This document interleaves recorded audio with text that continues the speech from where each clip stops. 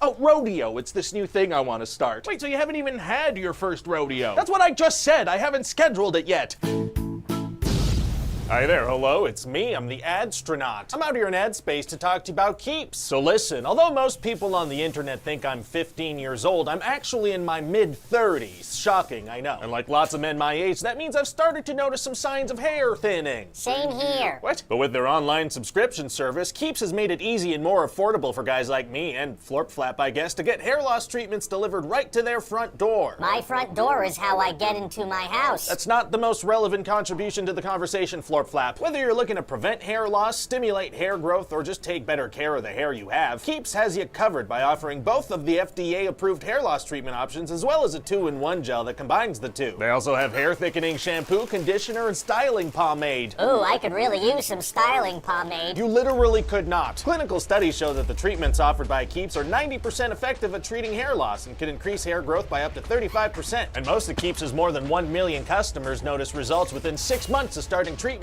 That's half a year. Hair loss stops with Keeps. For a special offer to get started, go to keeps.com/RyanGeorge or click the link in the description. You'll need the internet for that. Hey, Florp Flap, maybe try making more relevant contributions in the future? No.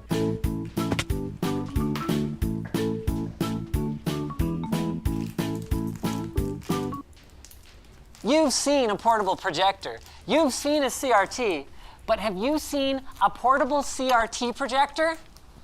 Okay, portable might be a little generous, but the Vitamagic FP60 from Sony came with its own carrying bag.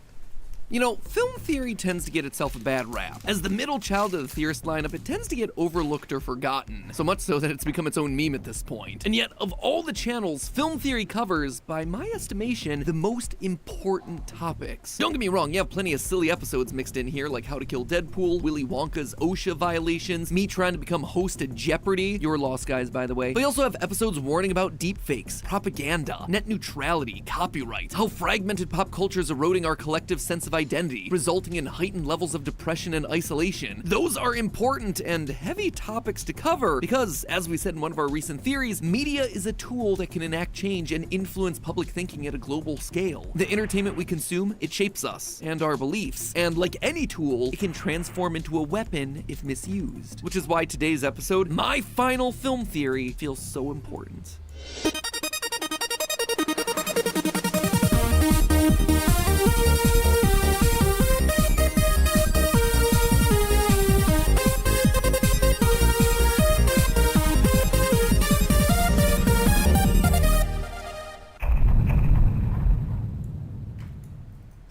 Internet, welcome to Film Theory, the show that's now entering its Zaddy era. Today I wanted to start off with a question. I want you to think about all the media that you consumed during your childhood, all the TV shows and movies that you loved as a kid. And now, with the perspective that you've gained as you've gotten older, can you name for me 5 good father figures from children's media? I'm talking about wholesome dads who want the best for their kids, who try really hard to teach them and nurture them and show them love and all the good things that dad should be doing. Legitimately, go down to the comments, type out who comes to mind, because I consume a lot of media, and I had a hard time making this list. Back when we brought Leon as creative director here on Film Theory, this was actually one of the first conversations he and I had about the state of media. Even more recently, we've asked this question around the office, and people really struggle with it. I mean, it's not impossible to come up with a list. You'll eventually get there, but it's shockingly hard. Our list ended up being Bandit from Bluey, Arthur Weasley from Harry Potter, Uncle Iroh from Avatar: The Last Airbender, Mufasa from Lion King, and Goofy from a Goofy movie. But the fact that it took us a significant amount of time to do is pretty darn telling. Fathers in sitcoms are usually bumbling buffoons, deadbeat dads, or need anger management. And it's not just a lack of good dads here either. Honestly, most of the male characters that you see across media, both young and old, they're not great. Classic cartoon kids are almost universally bratty, cruel, greedy, or inconsiderate. Hey, Brooke! Why do you do this? You're so stupid! Stupid! Even the oldest of old school animated characters that have been sanitized to be as brand safe and neutral today as possible, they started off as horrible jerks. Abruptly, he becomes an uncontrollable monster.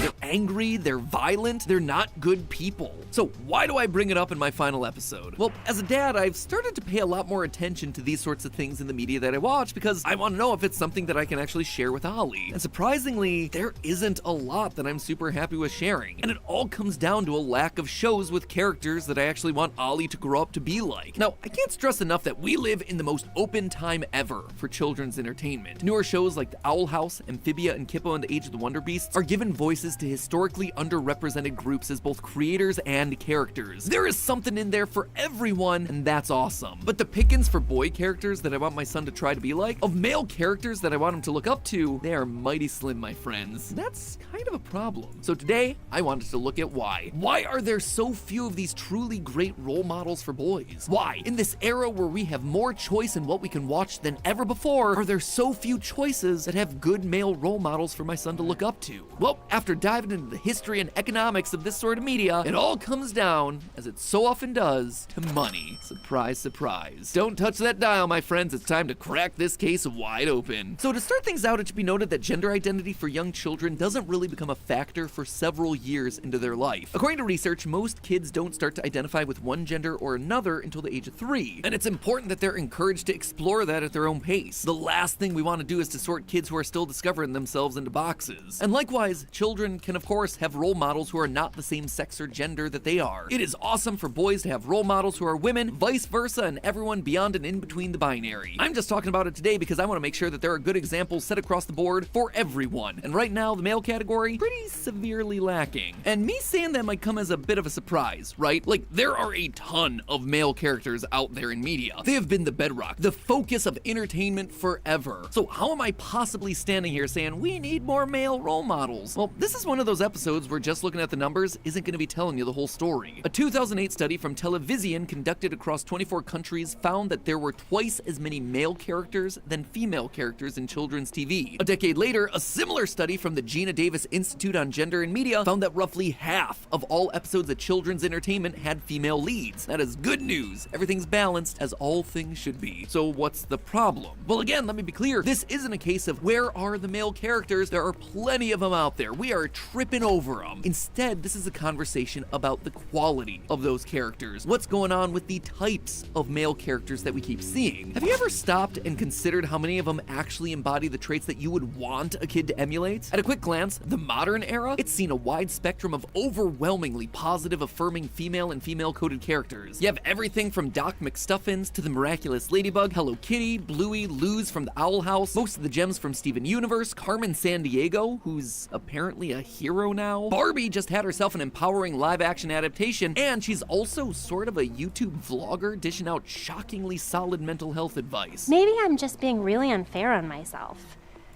You know, I don't always have to be upbeat and positive. Even parodies of the overconfident, self-reliant neo-heroine like Princess Bubblegum from Adventure Time ultimately get to be effective political leaders, excel at STEM fields, kick butt on the battlefield, and get the girl in the end. The fact that these characters exist, that is awesome. I don't want to take anything away from that. And if this is how we're overcorrecting for decades of women being trapped as damsels in distress or trophies, I am all about that. But then you look over at the boys and things get a bit more complicated. Sure, there are some truly great and kind characters that I do want my son to look up to. For as much fun as I've had here on the channel saying that he's actually a ruthless businessman, Ryder from the Paw Patrol, fantastic role model. He's smart, he's resourceful, he's caring, he's a leader, and it was awesome that Ollie dug that series. Probably in part because he saw Ryder and wanted to connect with him. Same thing with Dipper from Gravity Falls. Also a win for being smart, curious, brave, and a loving brother. Also, there's a handful of solid early educational programming with male protagonists like Arthur, Thomas the Tank Engine, Daniel Tiger, though it's worth calling out how few of them are actually human. But let's talk for a minute about the characters that you'd typically see come up in a conversation like this, right? Well, the problem here is that they tend to have a huge asterisk attached to their names. Captain America, Superman, Batman, Spider-Man, the Ninja Turtles, they're all great, but the stories also involve a lot of war, crime, death, fighting in general. They tend to solve most of their problems through punching and physical violence. Aang, Luke Skywalker, Harry Potter, they're selfless heroes who do what they think's right no matter what the cost, but they're also sitting smack dab in franchises built on needing to be violent, fighting, often killing soldiers, elves, stormtroopers, dark wizards. Not generally a drawback that you're facing from traditionally feminine skewing characters like Sophia the First or Elena of Avalor. And if they're not violent or surrounded by violence, well, very often they're just not good. Johnny Bravo's a big ol' womanizer. Timmy Turner's a whiny, spoiled narcissist. Jimmy Neutron's arrogant, destructive, mean to girls, and regularly uses his intelligence as an excuse for being a jerk to his friends. Even Phineas and Ferb, who are smart and resourceful and funny, are outright disobeying their parents each and every day of summer. It's actually the reason Ollie wanted to stop watching the show. He was afraid of them getting in trouble for constantly breaking the rules episode after episode. I think you get the idea. Look at media through this sort of lens and suddenly you see examples everywhere you go. Just to get some hard numbers in here, that same Gina Davis study that I mentioned earlier noted that male characters, they're more likely to be violent compared to female characters, and also almost twice as likely to be depicted as a criminal. Remember, we're not talking about fun characters to watch, or characters that you like. I think most of the examples I listed above fall into at least one of those two categories. No, we're talking about characters that are admirable role models for young boys. Characters whose activity we want them to imitate or look up to as they develop during childhood. I also want to reaffirm, I personally like all of these shows and movies. There is no judgment here if you're a fan of any of these sorts of things, but they're just not shows that I can show Ollie until he's much, much older because of the implicit lessons that they contain. Boys are violent. You solve your problems with punching. If you break rules and treat people badly, don't worry, there are no real consequences. You're the main character of your own show, and everything just works out well for you. So with all of that established, I think we can start to discuss why things have ended up this way, because this has deep roots in the history of pop culture. The long and short of it, when you start to unpack the old media that inspired our modern media, you find a lot of old-fashioned assumptions that end up persisting in ways that you wouldn't expect. Though there have always been trickster boy characters dating back centuries in cultures all across the world, the Western pop culture version of this archetype really took shape in the early 1900s with the creation of Peter Pan by novelist J.M. Barrie, though you probably know him best from the 1953 Disney cartoon. I cannot overstate how influential this one story was. Everyone and everything from Steven Spielberg to The Legend of Zelda was influenced by Peter Pan. And that matters. By this point, I'm sure you know the story. Peter Pan's a boy who doesn't want to grow up. He has magical powers and finds other children who also don't want to grow up, whisking them away to Neverland so they can be kids together forever. In some darker interpretations, he just straight up abducts the kids. And even in the Disney version, from the first time we see his face, it's clear that this is not a 100% trustworthy good guy. The whole point of Peter Pan's character, though, is that he's fun, but he's also immature. He's emotionally stunted. He's kind of a jerk. If you aren't also a perpetual child, you eventually get tired of him, especially if you're a girl. The Lost Boys are called the Lost Boys because there weren't any lost girls originally. Peter's explanation is that girls are just far too clever to become lost like the rest of them. And when he brings Windy Darling to Neverland, it throws things into complete disarray because her relative maturity makes the other lost boys want to grow up. The point is, what Peter Pan explored was the very rigid classifications of gender in a child's upbringing during the era. The idea that on the whole, girls emotionally mature faster than boys. Something that has a fair amount of scientific truth to it. Literally, most girls optimize connections in their brains at an earlier age than boys, leading them to cognitively mature more quickly. The consensus for a long time has been that boys are born wild and unruly, while girls just grow up faster. And it's therefore their job to civilize the boys, to get them to want to settle down and act like actual human beings. And that mentality is all over old Disney films. The Seven Dwarfs live like a bunch of frat boys until Snow White shows up to show them how to use a broom and a dustpan. Beauty and the Beast is all about a big jerk who literally doesn't know how to act human until a woman shows up and tells him. And yeah, that's basically what happens in Peter Pan too. The Lost Boys are presented with the options of staying in Neverland, where they can run around like madmen and play pirates and break stuff and make a mess, or you can go home, get a job, and find a Windy Darling of your own. In these older stories, the girl was the reward for the men who grew up. That sort of thinking, boys will be boys and the girl's the trophy that you earned for settling down, it's not great. It's how we got a lot of the problematic media from years gone by. And more importantly, the justified pushback against that sort of thinking's what's led to a lot of the great girl-targeted media over the past decade. Movies and series written specifically to show that girls aren't just there to be prizes for the boys, or there for the sole purpose of getting their male counterparts to mature. They're their own fully realized people, with beliefs, virtues, flaws, strengths and weaknesses, thoughts and feelings. But now I have to ask, why hasn't something similar happened with boys in the media? Why are so many of these male characters just stuck in the older ways of thinking and writing male characters while girls have gotten to grow up? They're still stuck as Peter Pans, emotionally stunted and immature. Why? Well, there's something that all these years of hosting the channels have taught me. It's that the real reason so many decisions are made in Hollywood comes down to one thing and one thing only: the money. And in children's media, there's no bigger moneymaker than toys. See, in Hollywood, there's a concept known as toyetic media. This is any movie, movie, cartoon, TV show, comic book, or whatever created for the purpose of advertising merchandise. It doesn't have to be the only purpose of the media, but a lot of decisions made in Hollywood are done so that the properties become more toyetic. A good example of this, during the pre-production of the 1990s film Batman and Robin, toy manufacturers sat in on creative meetings, and many parts of the movie were changed to be easier to make toys out of. And despite the film itself being a financial disappointment, the merchandise made enough money that Warner Brothers continued the Batman franchise with a reboot. However, the first huge property that really took advantage of this idea of toyetic media was Star Wars. Practically everything within the Star Wars franchise was designed in a way to let them very easily transfer to toys. And George Lucas was a savvy enough businessman to negotiate that he would keep the merchandising rights in lieu of a higher upfront paycheck. This is how Lucas made his billions. Not through the movies, through the toys. The movies were just a nice bonus on top. They were great films that happened to act as commercials for the action figures and plastic lightsabers. And other companies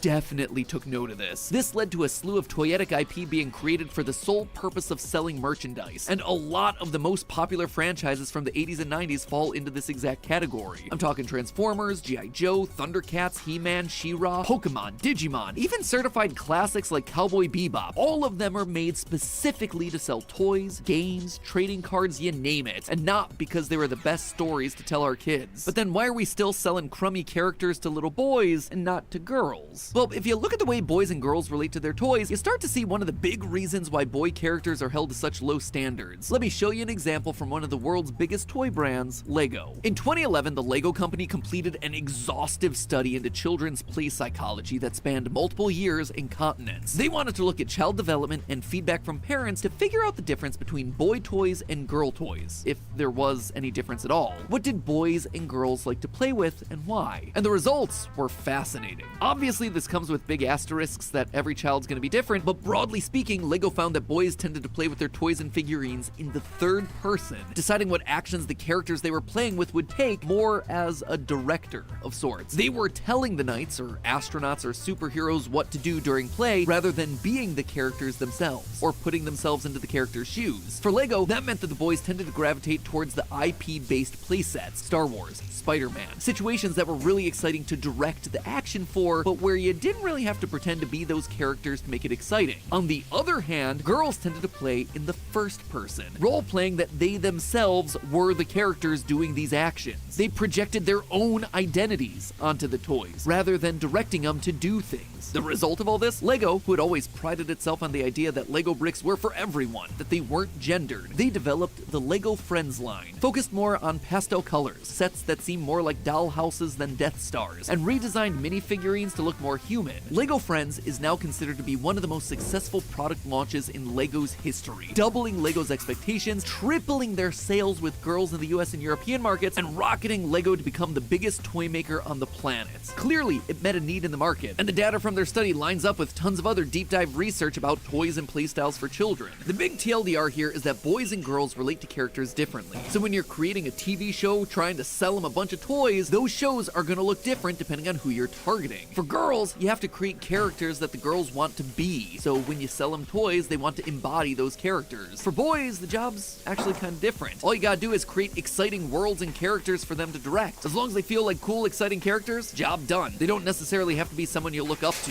And therefore, you get characters that aren't really good people. They're just loud and grab your attention. I bring all this up, Lego and toyetic media, because I can't help but draw a connection between the ways these studies observe children playing with toys and the media that's explicitly being created for them. Because girls typically role-play in the first person during childhood, there's a greater focus on seeing yourself in these characters from that female-targeted media. They're designed from the ground up to be more appropriate role models because girls would directly identify with those protagonists. And on the other hand, boys are just assumed to simply watch male-targeted shows for the cool characters doing awesome things. They're watching the story in the third person and incorporating what they see into the direction that they give their toys later on. In the eyes of the corporations making the media and ultimately making the toys, what's most important here is to make the male characters cool, funny, loud, and exciting, which far too often just translates into violent, stupid, and cruel. And that, I think, is a significant part of why these male characters just don't stack up, especially in relation to their female counterparts. Media, it's powerful. We see it influence action in the real world, and with younger girls now being shown that the world is open to them and that people should be taking them seriously by all these female protagonists, the ball starts rolling to make that a reality. And now,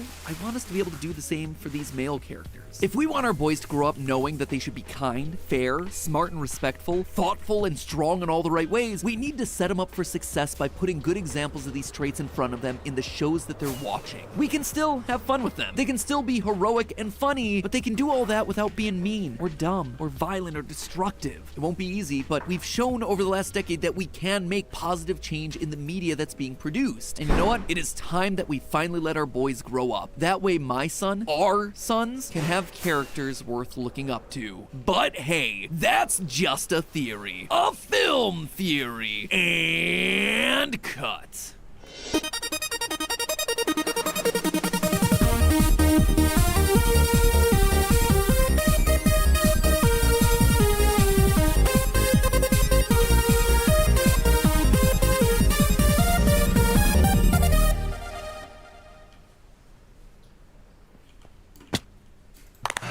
Hi. Hello. Welcome to McGammon. As of 4 days ago, this exists. Cool. This movie was created as a pilot to the new TV show Megamind Rules that is made for babies. I've heard really good things about this. The audience. Infinite Craft is a game where you take two words, combine them to make any word possible. And I mean any word, just look at this. Now, a lot of people have been casually playing this game, but what if I told you there was a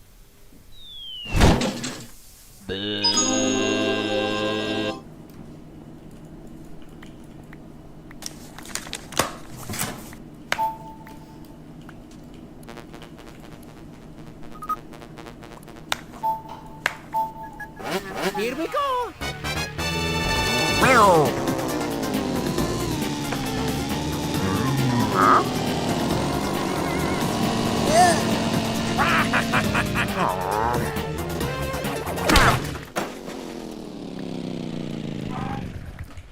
You're lesser than the dirt beneath my feet. Get the fuck out of here! Fuck you!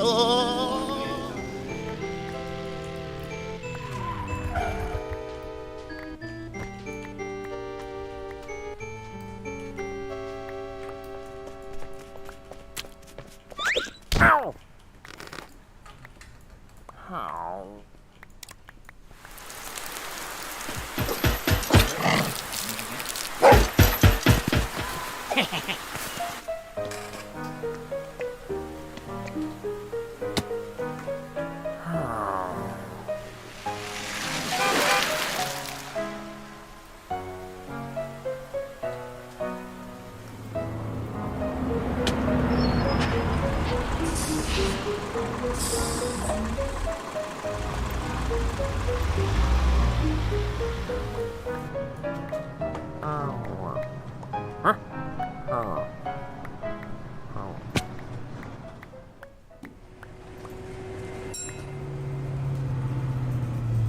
What?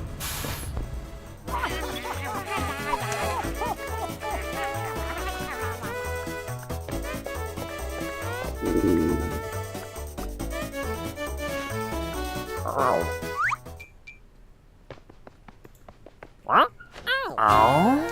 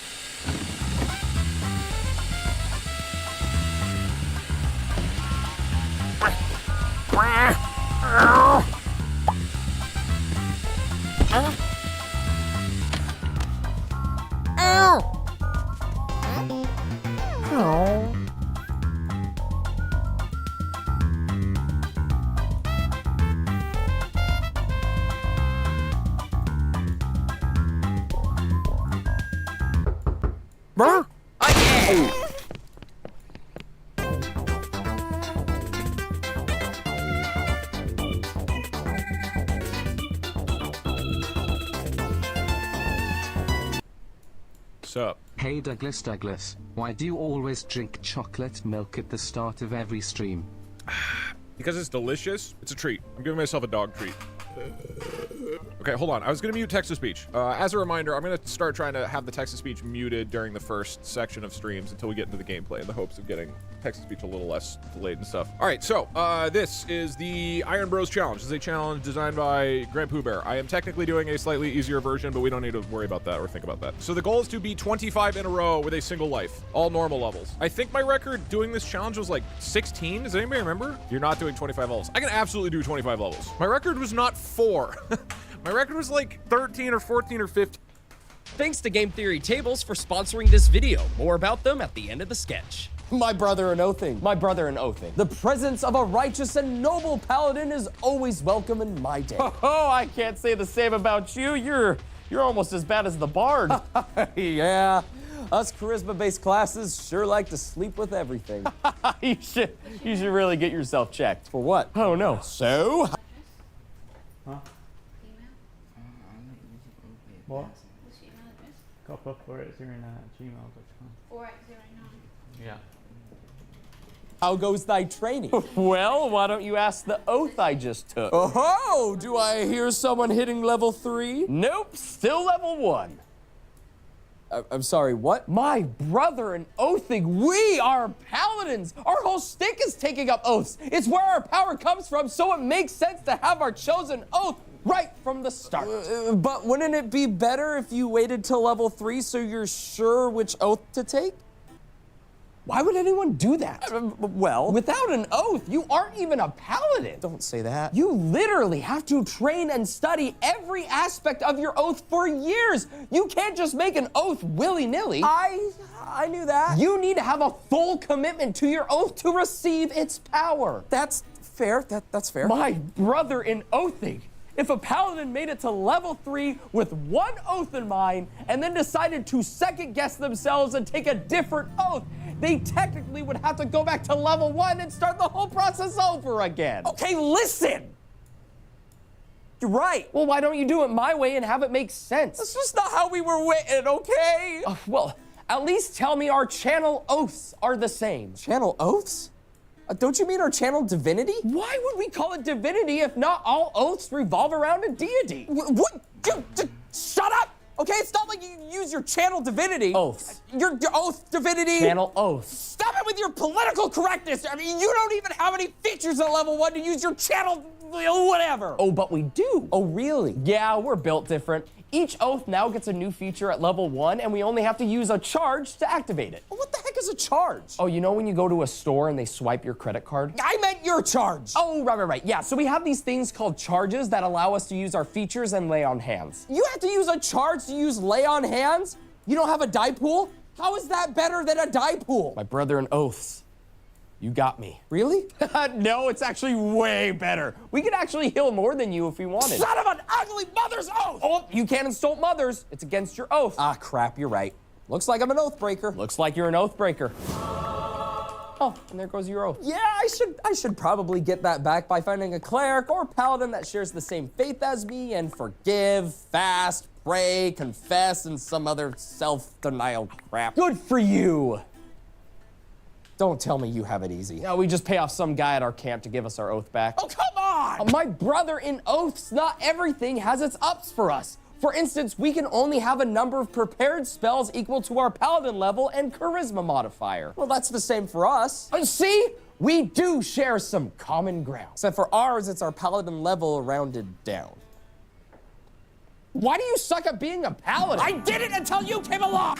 And now, a word from our sponsor. Hey, Duke, how's finding a new wife going? Oh, not good. All of them keep leaving me, so I've been hanging up flyers in hopes that will help. Well, why are they leaving? It's because I keep showing them I have a small screen. Yeah, that is pretty embarrassing. Especially since they all left you for the first ever digital touchscreen game table by Game Theory Tables. They get to experience role-playing games in a new way, offering dynamic maps, interactive character sheets, and endless customization possibilities literally right at their fingertips. But I don't have any fingertips. Why? Did the rogues steal them from you? Yep. Oh. And it's not just for TTRPGs. You can play a variety of board games on here as well using the touchscreen controls. Also, Game Theory Tables flew me down to a convention to check out their tables, and I have to say this thing is amazing. If you're on the fence about this, I highly suggest you take the plunge and get the table before it's too late. So click on the link in the description or pinned comment and pledge to secure a table today before the Kickstarter ends in a few days. And they're also offering their non-digital game tables at a discounted price. Oh, you're right. I'll never be able to compete with Game Theory Tables. Oh, yeah, we know. Also, I don't think you realize, but Duke left you for the tables as well. How is that even possible?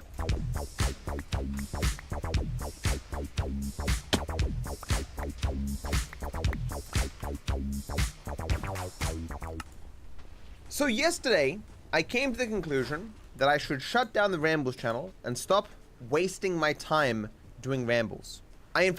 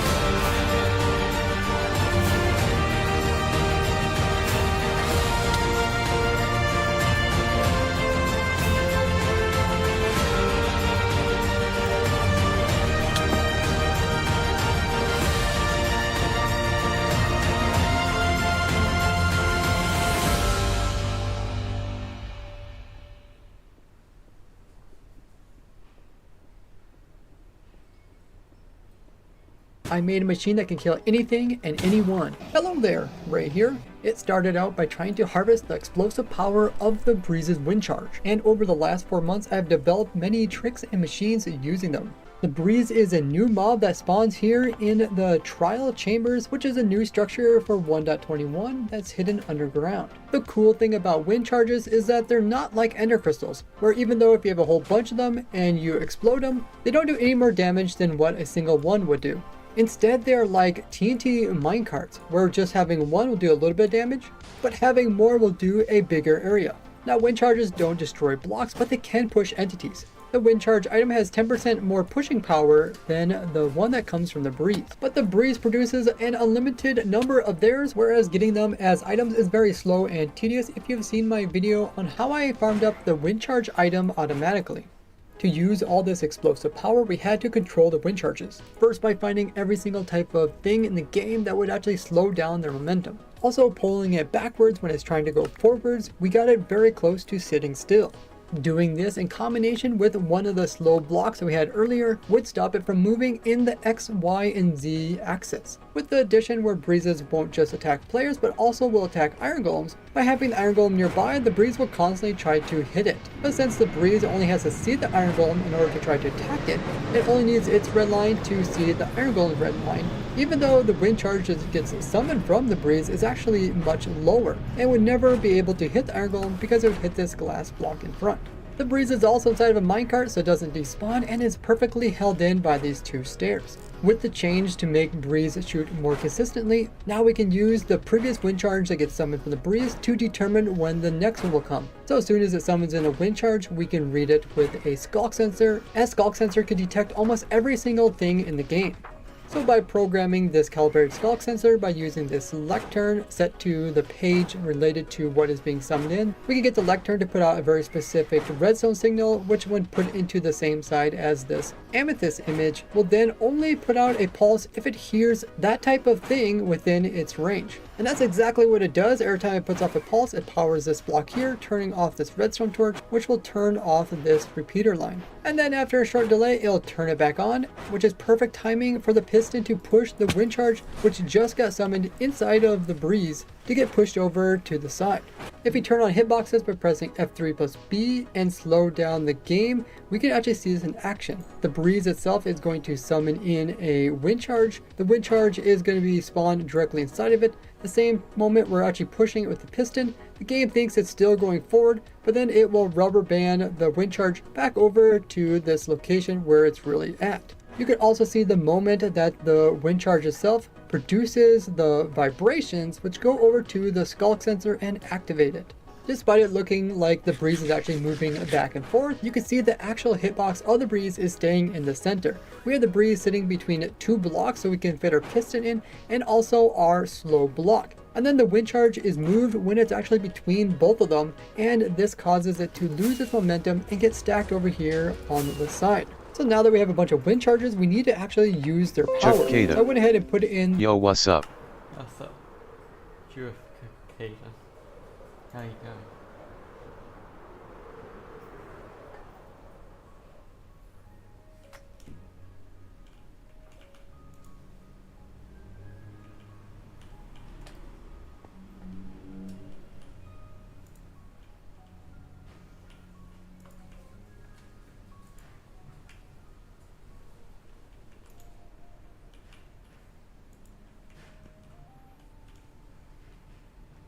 Chuck Kada. I'm good. That's good. I'm just looking out a trench at the moment.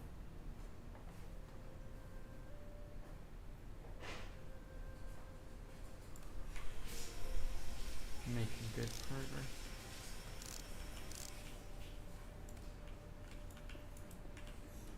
Gotta clear some space so this doesn't run into the ground. That would be bad.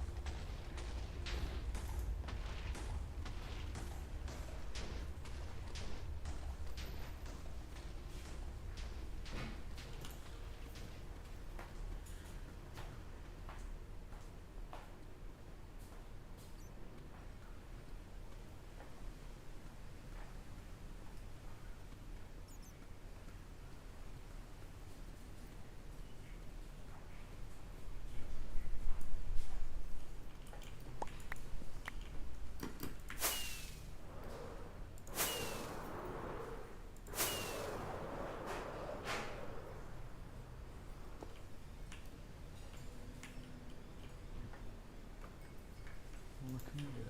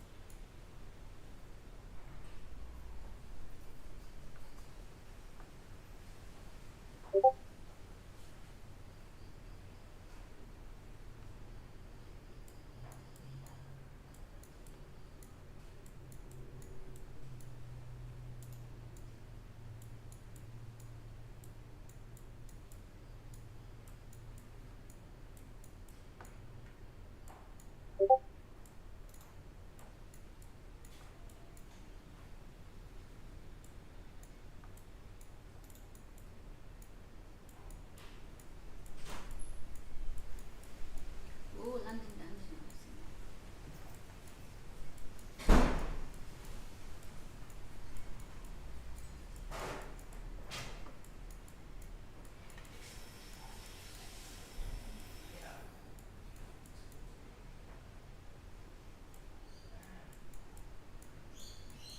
Look at it. I'm getting too soon.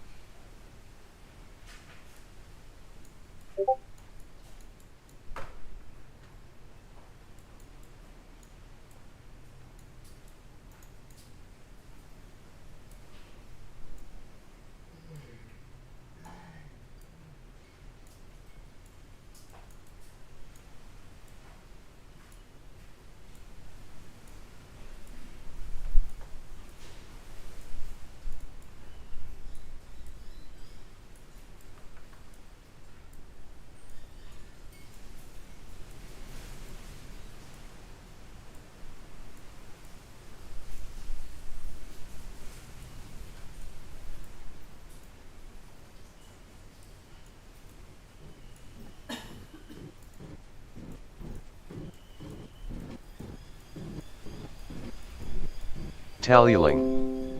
Hello. I got some celluling. How you going?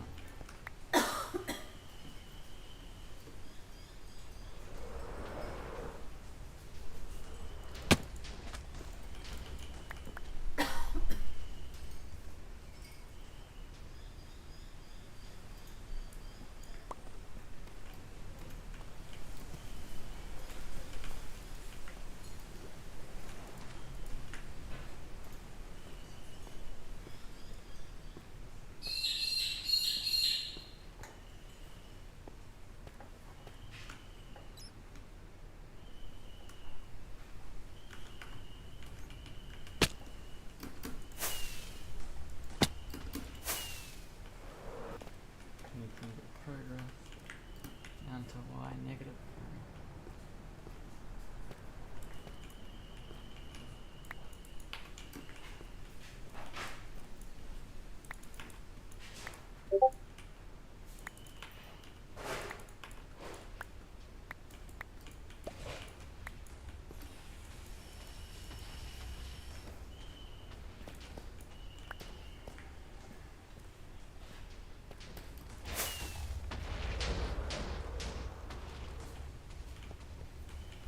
Tallyling. Lag. Yeah, not much I can do about that though.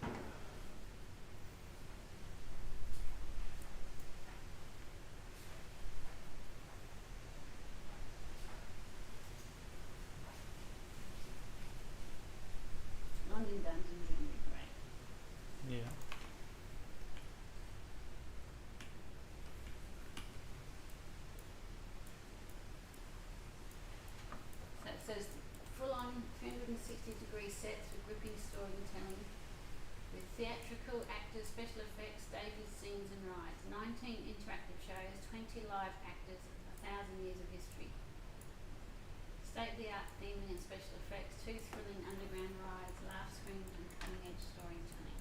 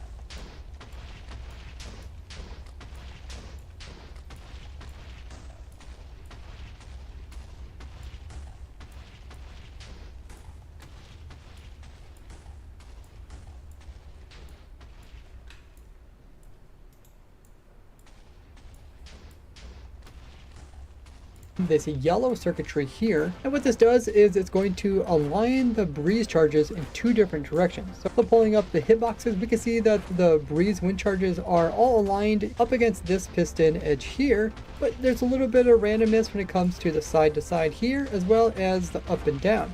So first we're going to push them up with this piston here, so that they're all on the same Y level. And then after a little bit delay, we're going to push them with this piston here, which will align them side to side so that they are all perfectly on top of each other. We also got a slime block here at the exact same time. It's also going to push them so they actually start moving, as the normal pistons will just slide them, but they won't actually get any momentum. Then we just need the wind charges to hit up against some block, and then they're going to do their explosion. So just like this, I made a simple Elytra launcher that can send the player up thousands of blocks up into the air without needing tons of TNT or items. Now while we fall down back to earth, hit the like button and subscribe, as it greatly helps me out. I use a pressure plate to activate it, that way we can go ahead and easily not have the wind charges activate any buttons or levers, and then if you just jump while it's going off, then it'll push you way up in the air. But keep in mind that the wind charges from the breeze are different from the player item ones, so you will take fall damage even if you land at the same height or higher than where you initially started. If anything changes to this machine, I'll put it down in the description. Besides launching the player super high and super fast, we can launch other things really fast, such as some projectiles like arrows. As the slower they go, the less damage they do, but on the flip side, the faster they go, the more damage they do. So Super Nate and I put in this white redstone component over here. This is going to automatically drop in an arrow. It's going to align it with 2 pistons. Then we're going to drop it at the same point. We're going to send the wind charges over on top of it, and it will explode, sending the arrow downwards. I also added in this green component here, which is a clock that just counts, and the number of items that you have in here will determine how many wind charges will pile up before the whole machine will activate and send something to its doom. So by adjusting this, we can adjust how much damage the arrow will do. So let's go ahead and kill this Ravager. It needs about 60 wind charges in order to kill it, and each wind charge is summoned in every 1.5 seconds. Just like that, you can instant kill it. Iron Golems also have 100 health like the Ravager, and once again we can kill it with ease. While the entire time the machine that can do this is really small, and the only thing it needs more of is arrows. To turn it off, just place in a block between the breeze and the Iron Golem, and then unload the chunks by either logging off or by flying out of render distance. And then when it's loaded again, the breeze won't see the golem and it won't start attacking again until you remove the block. And even a fully decked out netherite player with protection enchantments can easily be killed with only 40 wind charges, which makes it a great prank to play on your friends. It can even kill the Ender Dragon. Here I have it in the end dimension, right above the exit end portal where the dragon will spawn in. And since the dragon has twice as much health as the Iron Golem or the Ravager, we need more items in our counter. plus a little extra just because of the randomness. Unlike the previous designs where we actually come in and summon in the mob that we need to kill prior to the breeze filling up its breeze charges, this one we do the opposite. We first fill up the breeze charges by coming over here, resetting the clock, and then this is going to send all of them over here eventually. And then when they make it all over onto this side, then it's going to reset and send the items back to the other side.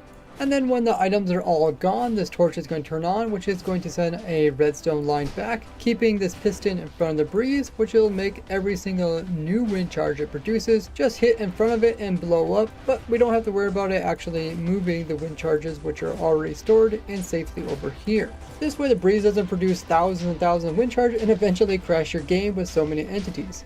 Now the Ender Dragon can't be killed with a dispenser and an arrow, so I went ahead and removed it, and we're going to have to put in our own arrow because the player arrow can actually damage it. So we just drop an arrow in here, and then we're going to drop down and start up the dragon before the arrow despawns, which is 1 minute. Then come down here, place in your ender crystals down on the exit end portal, and this will start up the dragon resummoning phase. It's going to go around and switch out the different ender crystal pillars and respawn in the ender crystals. Well, it does this. It actually also removes a bunch of blocks around this pillar here. I fill this whole thing in with a big cube of glass. You can see it removed all the glass. So when it comes in here and removes one of the blocks, I have a cobble gen that can actually detect it. So when it comes to replace this ender crystal here on top of the obsidian pillar, it's going to remove this cobblestone that is inside of its cube where it clears out all the different blocks. This piston here is already being powered by some redstone, so it's ready to push, and it's constantly being updated with this observer clock here. So now that there is a block missing, we'll see the piston start pushing downwards. When the piston pushes, it's also going to be read by this observer, which is going to send a pulse up this redstone line here. I use endstone here because endstone is a block that the ender dragon can't destroy, even though it might destroy some of your redstone. You can always come in and put it back in again, but at least you'll have the endstone to put it on top of. The redstone line is going to take it all the way over to our contraption. This way we can start sending the arrow and the wind charges towards the dragon before it's even spawned in. Otherwise the dragon would just move so quickly, it'll move out of range of where the arrow is going to shoot it. Then we're going to drop the arrow and send the wind charges over, and the wind charges are going to hit up against the block right above the arrow, pushing the arrow downwards into the dragon. And after a bunch of calculations, we can see the dragon immediately get instant killed and also pushed really far up in the air. And the dragon sometimes gets pushed so far up in the air that it doesn't even come down here to land as it normally would when it dies. Otherwise the dragon will swoop in down by the exit end portal, do its death animation, and then come in here and drop its XPs. And just like that, you can one hit the ender dragon with no problem. I've done a whole bunch of other crazy stuff using the ender dragon and ender crystals, and I'll have that playlist linked down below. But there are things that have more health than the ender dragon, and that's what this next machine is for. I designed this one to one-hit kill the wither. Since the wither has 200 health, we have 3 stacks of items in here. So before we send the wind charges and the arrow to the wither, we first need to summon it in. So after most of the items will leave the dropper here, it will automatically power these dispensers here. These are going to dispense the heads onto the soul sand here, which will automatically summon in the wither. They'll be placed inside of this water here, so it can't blow up and destroy anything, at least with a short while. Then we automatically send the arrow down, perfectly timed, so as soon as it loses its shield against arrows, we can hit it with the arrow and instantly kill it before it does any damage to the area, all while being on hard difficulty.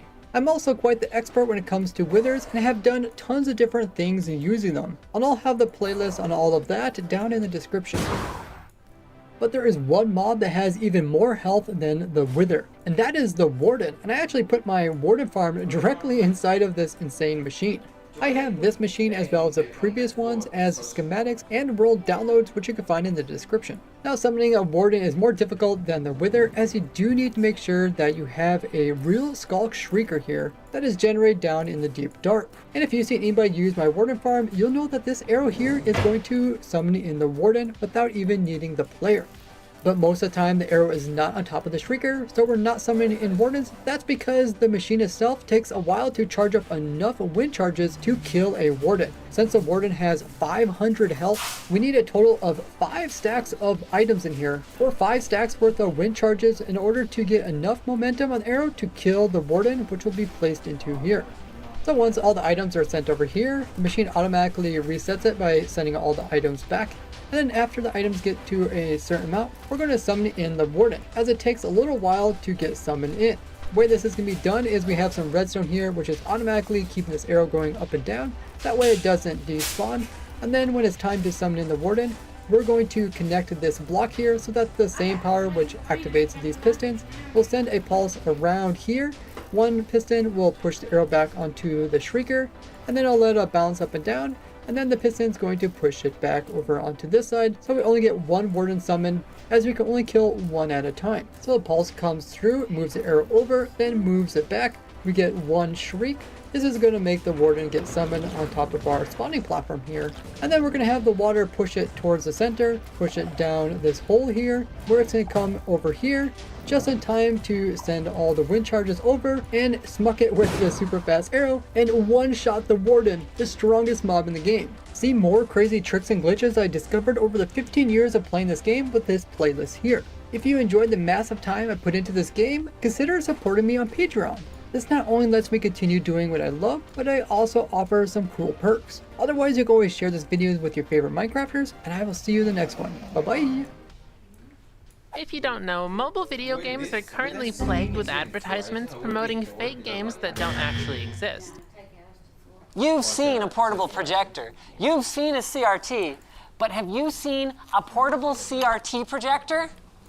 Okay, portable might be a little generous, but the Vitamagic FP60 from Sony came with its own carrying bag, has a microphone input for projecting your voice, and did I mention there's a Trust in what? Madame Two Swords, you know, with all that wax figures and stuff, famous people. Sure.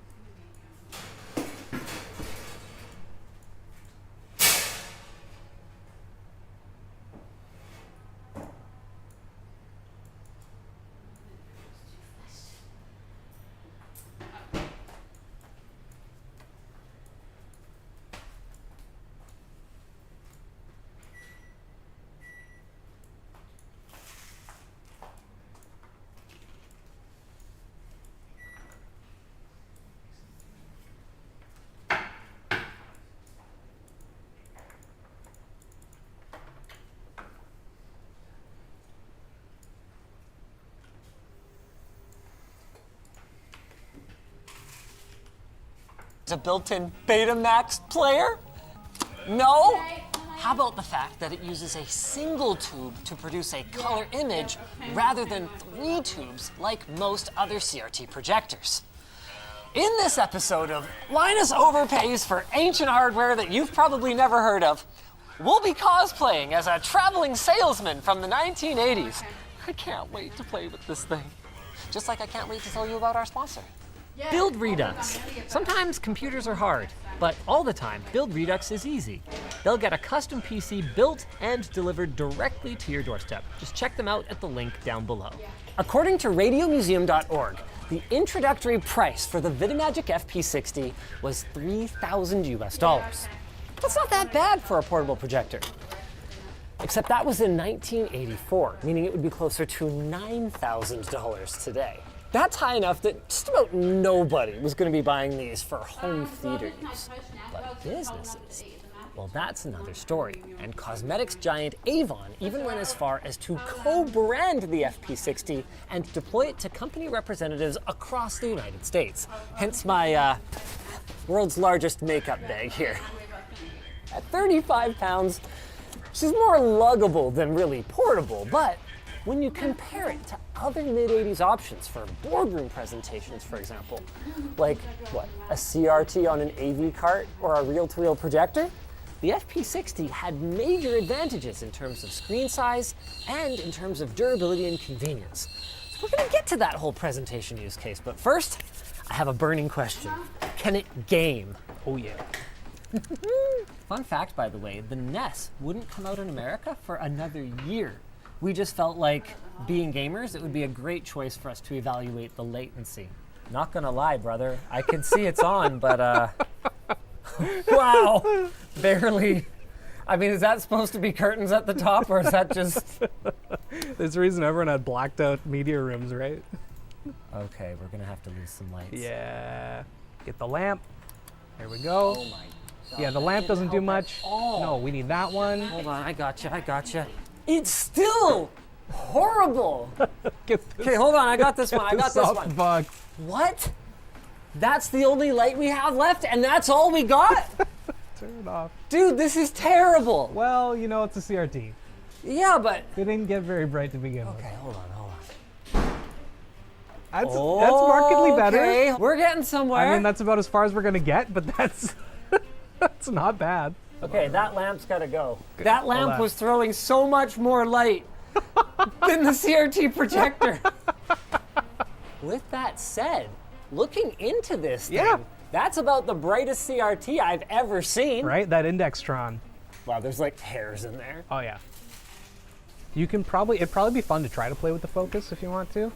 Basically, that's the cross. Oh, it's probably slightly out of focus. There's also a manual focus on the very front that you can use. Okay. But you don't touch them together or you can break the whole focus system.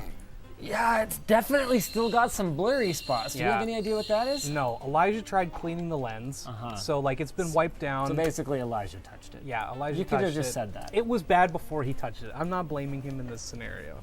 Maybe some of the phosphors are worn out or something, or like some of the codes, because you can see it looks like burn-in when you've got it on a single like color here. Oh my God. What? This is perfect. Right? There's no latency. There's none. Because it's a CRT. It's a projector. Yeah. But it's a CRT. A CRT. Wow. It's like so easy. This is like freaking Easy Street. And it looks pretty good, eh? Like those blacks actually look pretty black. It's pretty colorful too. Like this is not bad. No, it's not bad at all. I mean, it's not good. No. But in a dark environment though, this is like totally fine. Oh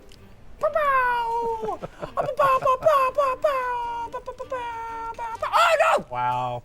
You did so well. Fine, let's see you do better. I probably won't. Another thing that's not included with ours is a working speaker, unfortunately. Yeah, it's just not working. And theoretically, we could use our technical manual, service manual to repair it, or we could just not do that. Oh my God. You're wasting the POW. There's no POW. We don't need it. I thought you were too good. You don't need the POW. Did you die? Yeah. Again? I hit a blue shell while it was flipped over. We've already realized that when it comes to old games, you'll usually win. New games, I don't know. Okay, well that was you dying on purpose. I actually did not know. Okay, all right, this is it for all the marbles. Here we go. Killed me. Yeah. Yeah, they kill you if they're moving. Yeah. This feels too good. I know, right? Like it feels like you're playing on a CRT. Yeah, because the only additional latency compared to looking directly into a CRT is the light. The speed of light to the screen. That's it. So just the slightly increased distance the light has to travel. Like, this is awesome. So blue will get about 2.2 nits. 2.2 nits! The 0.2 matters! Let's stop it for now, because I want to talk about brightness. In fairness, most projectors don't get that bright compared to direct view displays. But this is clearly way behind the experience that Sony showed off in this, by the way, amazing promotional video that was recently re-uploaded by Retro TV Film and Video. And if we look closely, yep, composited, got him. Now, it was probably brighter when it was new. CRTs do decay over time, but they showed this thing being usable in a literally sunlit room when realistically, it would have needed pitch darkness even then.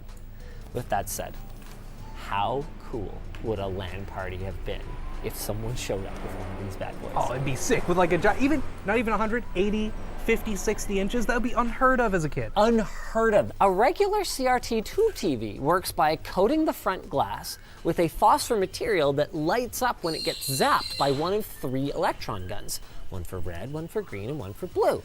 With our CRT projector, we're not looking at a lit up phosphor screen, so what is going on here? It turns out it's surprisingly simple. They're still using a cathode ray tube to generate the image, and we can see that if we look directly down the barrel. But it's upside down and backwards, so that once it goes through the lens, which is basically functioning as a giant magnifying glass, it'll be the right way around. Now, I alluded to this before, but one of the big innovations for the VidiMagic was that most CRT projectors in those days were using 3 separate tubes and lenses for R, G, and B, kind of like this. They were reliable, but they were extremely heavy and inconvenient to set up. Supposedly, it took quite some time to get them all lined up correctly, and something as small as a swift kick to the table it was resting on could put the whole thing out of whack again. Another major hurdle they faced was, well, you can probably guess from what we've seen so far, brightness. CRTs, by modern standards, are pretty dim to begin with, and projecting that light across a much larger area exacerbates the issue. How do you fix all of that? Okay, the FP60 is no regular CRT. It uses a single electron gun with a beam index tube. So to get the right colors from a single gun, they would modulate the beam strength. Then there was a 4th phosphor stripe, and when that lit up, the result was captured by a photomultiplier tube, and that signal was then amplified and sent to a decoder circuit, which would basically check if the colors were correct, and then adjust the modulation of the beam on the fly.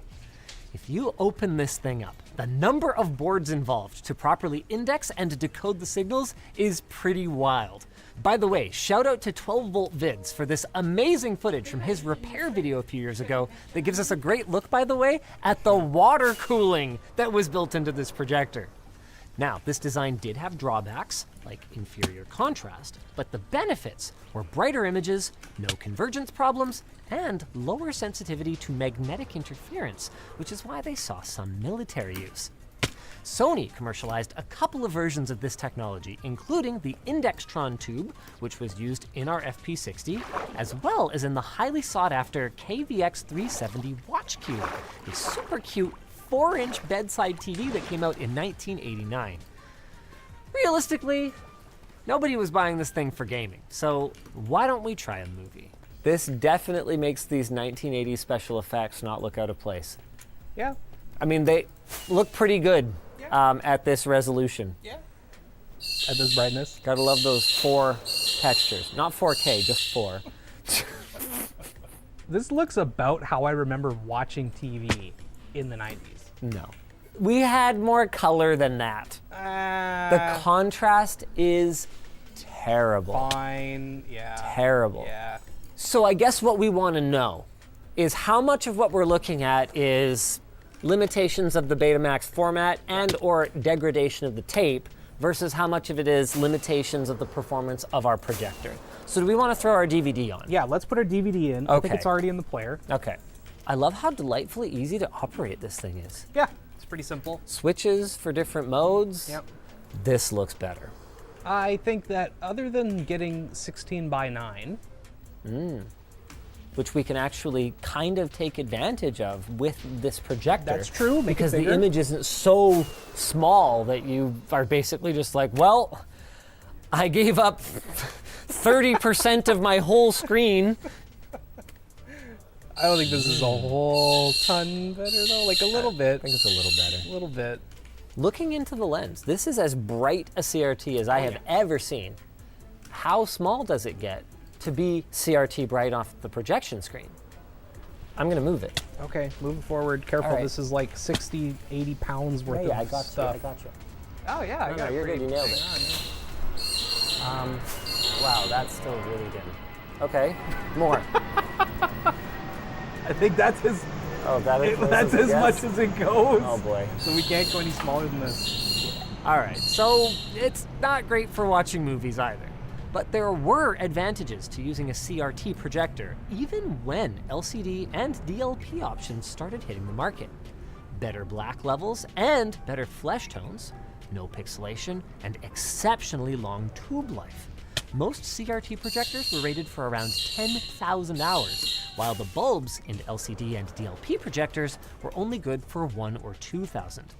They'd also gotten pretty cheap on the used market by then, so you could go with the used CRT projector and still have money left over to spend on the new Noctua screwdriver from LTDstore.com to take it apart when you need to change the tube. By the way, guys, we got a full service manual for this thing and a second projector. Let us know in the comments if you want to see Dan try to fix it. With all of that said, these benefits were not enough to keep CRT projectors in fashion. Like their TV set brethren, they were replaced by lighter, brighter models, even if it meant sacrificing a little bit of image quality for, actually, years to come. And the last CRT projector came out in 2001, the Pro 1200X from Zenith. It retailed for about $30,000 and weighed around 155 pounds. By contrast, the high-end Christie Mirage 2000 DLP projector launched in the same year for 55 grand, but weighed almost half of what the Zenith did and was roughly 7 times brighter. Modern projectors have obviously gotten a lot better, by the way, and we'll have some decent options linked down below. Back to our FP60 though. The only thing we haven't done yet is give a presentation about our sponsor, Squarespace. Need a website but don't have the know-how? Squarespace's all-in-one platform makes it easy to design your dream website and get it up and running quickly. You can choose from a wide selection of award-winning templates that are optimized for both desktop and mobile devices, and you can grow your business online through their marketing features, like support for search engine optimization, email campaigns, and social tools. Once you've sold customers on your brand, Squarespace can also help you sell your product. Their commerce platform comes with everything you need from merchandising to checkout. You'll even get analytic insights on your site so that you can see what's working well and what needs a tweak or two. If you need help, Squarespace offers help guides and a 24/7 support team. So don't wait, head to squarespace.com/LTT and get 10% off today. Thanks for watching. If you guys liked this video, make sure to check out our Laserdisc exploration. That was a ton of fun. They really do look like records, except shiny like a CD. Oh no, we're gonna do video disc next? Oh yeah. Okay, I don't know. We'll If you don't know, mobile video games are currently plagued with advertisements promoting fake games that don't actually exist. But what if they did? The other day, I got a message from Seth Bling on Discord. He said something like, "Welcome back, Seth Bling here. I'm making a data pack that adds physics to Minecraft blocks. Would you like to do a video together?" And so I said, he replied, "I can make any modifications to the data pack you need, just let me know." And so I said, so I did some research and wrote down a bunch of ideas of things to do with physics colliders, but then I got interrupted with an ad, and I got an idea. I'm going to remake the infamous fake pin-pulling puzzle mobile game and get a bunch of my friends to try it out and see if they have a high enough IQ to solve my treacherous puzzles. I'm like a goblin under a bridge. Solve my puzzles, fools! Anyways, this video is brought to you by Opera GX. Most browsers are just that, browsers. But with Opera GX, not only is your entire experience customizable with GX mods that can update things such as background music, typing sounds, tab noises, and even mod toggles, all of which you can get in the built-in GX store, but you can also get shaders that change your entire screen, customize the Discord integration, animate wallpapers, and so much more. Opera GX now has a native integration with ChatSonic and ChatGPT. This is actually my favorite thing about Opera GX, since I spend a lot of time coding, and it's super useful to just pop open a tab and ask, how do I give a player armor in Minecraft Java code? And it will show me contextual examples immediately on the sidebar. Opera GX also lets you generate smart AI prompts just by selecting text in the browser. I know a lot of Minecraft players that can't have Google Chrome and Minecraft open at the same time because their computer starts lagging. But with Opera GX, you can enable GX control to enhance your performance a ton. You can even limit it to use a specific amount of CPU or RAM in this tab here. Now you can finally look up my old tutorials while playing Minecraft at the same time. Wow! As someone that saves a ton of things in my browser, I know how annoying it can be to switch to a new one, which is why Opera GX has a quick import tool that is super nice. Thank you to Opera GX for sponsoring this video, and don't forget to use the Mysticat link in the description to download Opera GX today. The first thing I decided to do was make the pins you pull out in the game. I originally thought of making a custom model in a resource pack and using an item frame to rotate it, but models are limited to being 3 blocks long at the most, and that is way too short, just like me.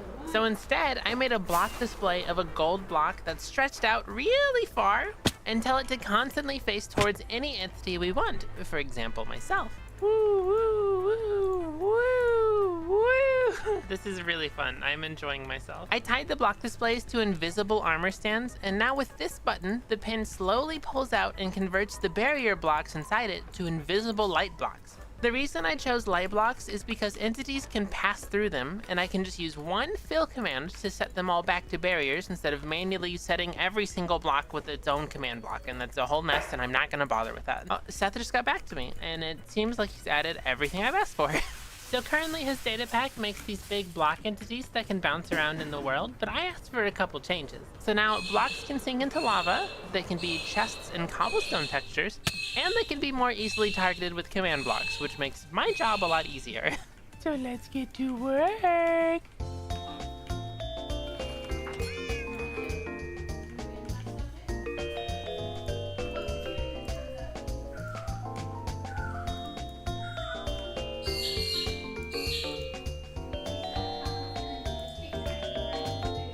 Time. So I have something to confess to you guys. None of these actually have anything in them. They don't do anything. I just built them so you had something to look at for the montage. Here is our first working level. It's very simple. Your goal is to get the chest to the Steve. Now let's see, which pin do we pull? I think it's this one. Oh, I don't think that was the right one. Maybe we pulled this one. Is that it? Did I solve it? Did I win? I'm the winner! I can be the only winner. Hello, it's me from the future. I'm future me. Hi! I made all 4 levels we're gonna do. So the first one you've already seen. The second one, if I reset it, is going to be one where you have to pour the water on the lava. This third one's actually meant to be a trick. So you can see this chest can actually float in the water like that, but the Steve sinks in the water.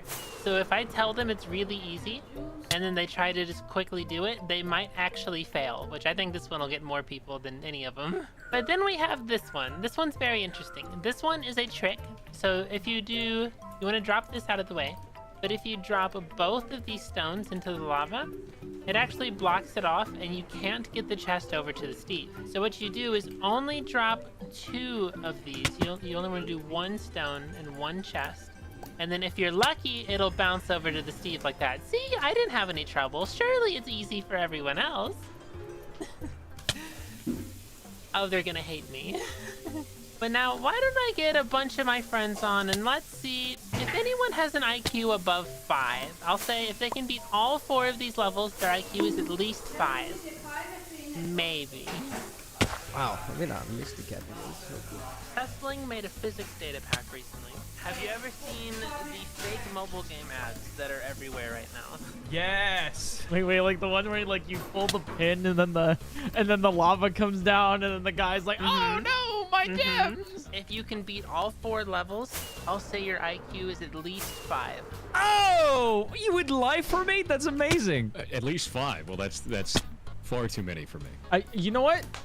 My doctor's been saying I need an increase in IQ for years, and this is the opportunity I've been looking for. He also said I'm positive, which I don't really know what that means, but Yeah, you're like optimistic or something. yeah, I have a good personality. Your objective is to get the chest to the Steve by pulling out the gold pins. Wait.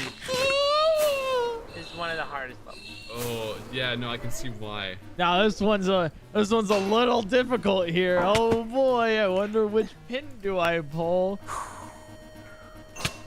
What happens if I crush him? This one, right? I think it's this one. It's gotta be this one. It's gotta be that one. It's gotta be. I guess. Oh, it's gotta be this one. It's gotta be this one again. It's just, you know, it.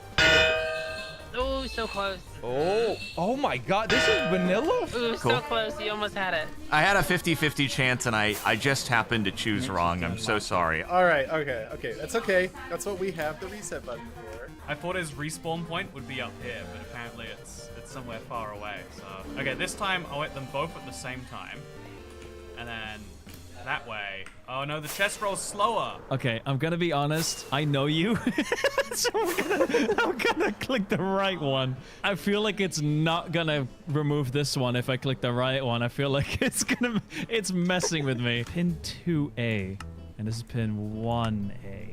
Surely 1 is the chest. I don't see any reason why it wouldn't just fall right down to him, so let me just take this out. Oh my God, it's actually physics. Winner! I did it! I win! Hooray! Super exciting. I did it! Your IQ is officially at least 1. Let's go. Yeah! Actually, it's physics. That's so cool. I'm a winner. Oh, hey, Okay. That was hard. Can I kill him now? Can't let him be too wealthy. We can't let that happen. Your IQ is at least 1 so far. Let's see if we can get it up to 5. 1 more than I usually have. This is exciting. Yeah, that really feels like a mobile app game, actually. Come on, get the chest to this. You know. So you're gonna need to put a button there. I knew that was gonna happen. let me get you a new button here. Yeah, it's real hard now. Ooh.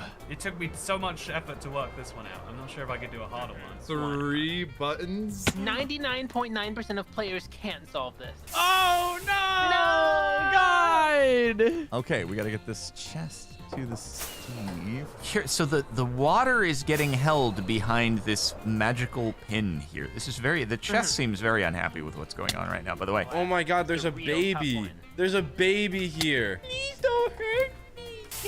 Yeah! I killed the baby. Oh, so sad. I'm in creative mode, so fire resistance potion. Sure. And then we just... But you didn't give him lava resistance. I don't know if that's how that works. If I drop the chest and make my player land in the right time, will that trigger a victory even if I die? No! No! First things first, bit chilly outside, so we gotta warm him up. And then we gotta give him the treasure. And then we gotta seal his fate so he can't escape.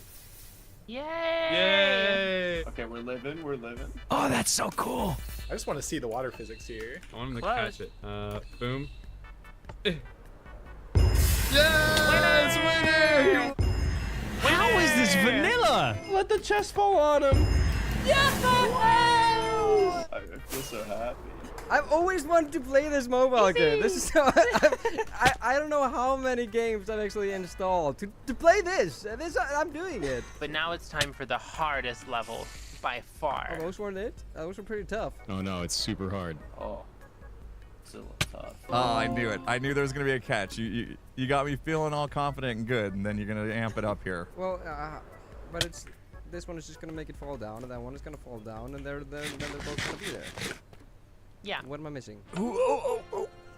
chest is already wanting to move. Okay. We could just do neither, and we could encourage Steve to just walk a little bit right. But what if he slips and falls? Oh, yeah, it's a pretty steep slope. Will the stuff just sink or no? Question is, does the chest float and then I drop Steve onto the chest? I'm gonna go for that arrangement. I think you're setting me up.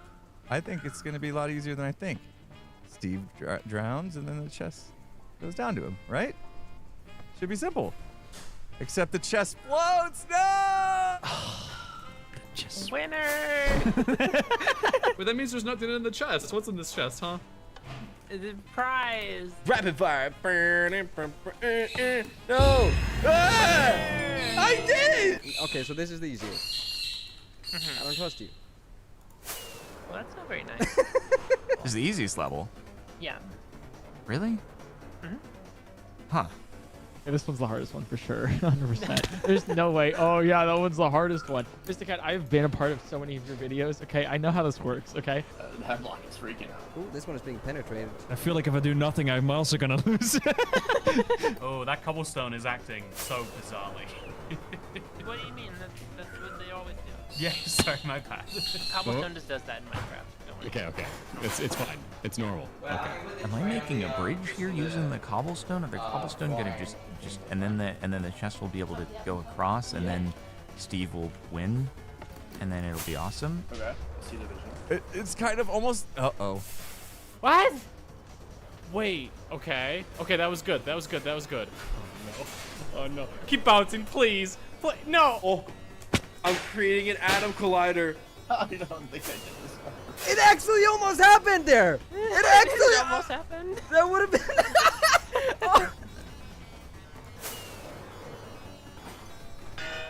Oh, I killed him. What? I didn't even think I could kill him. The thought hadn't even crossed my mind yet. Now you're gonna make me actually have to think. And then we'll drop this now, and then we'll open. Oh, come on, Steve. Just walk 4 blocks left. If we drop this first, actually. Yeah, that happened. Okay, I thought so.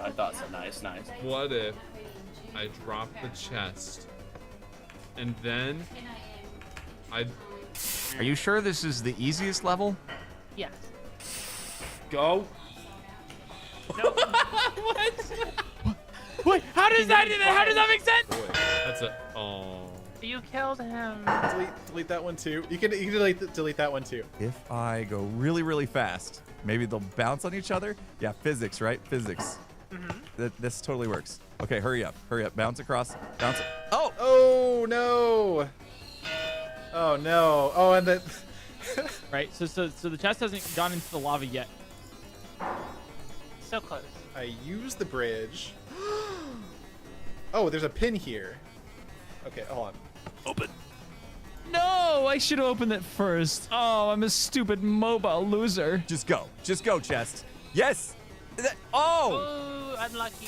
That almost got there. Was that all RNG, or was there a proper way of doing that? It is RNG, but there is something you could do to make it less RNG.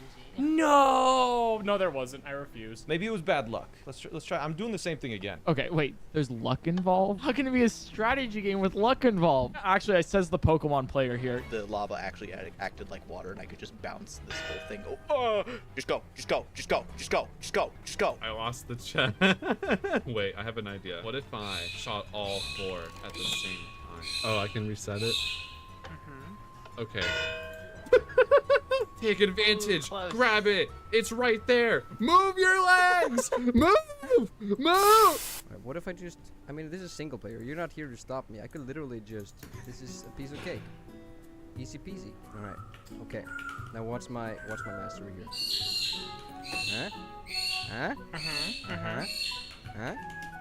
Huh? Wait a minute. Wait. Ah! Come on! Ah! Come on! All right, you out. You get out of there, and then I go back in. It's going. Yes. Winner! Too easy. I got this. You solved it. If I remove the chest, wait. Do I just want one? God. Okay, there we go. Yeah, I didn't need you, Mr. Cobblestone. Just let it bounce it. There we go. Steve. Oh. No, I got it. And right into Steve. It's got to work. Bounce across, please. It's there. It's there. That's close enough, Steve. There you go. There you go. Well done. Bounce off that. Okay, cool. Cool. Let's go. Yay! Yeah, Winning! Let's go! Hey. Okay. Oh, crazy how I did that on the first try. Yeah. Woo. Yeah. Go me. Okay, your rent is doubled. No. And just go. Oh, first try. Easy, first try. Easy. No one's done that faster than me, right? Your IQ is officially at least 5. and I'll you got take it. footage to prove it. I will take it. Thank you. That was so much fun. Hey, 5! Oh, I can't wait to tell my mom. She's been questioning it. The sad thing is I've always wanted to play a game that is like this, but when you ever click the app, it never is. It's always something else. You did this all with command blocks? That's fantastic. That's actually amazing. As a programmer, I'm happy about one thing. You've actually commented your code. Yes. In Minecraft. You did a great job. Thank you for watching my video. This was my video. Oh,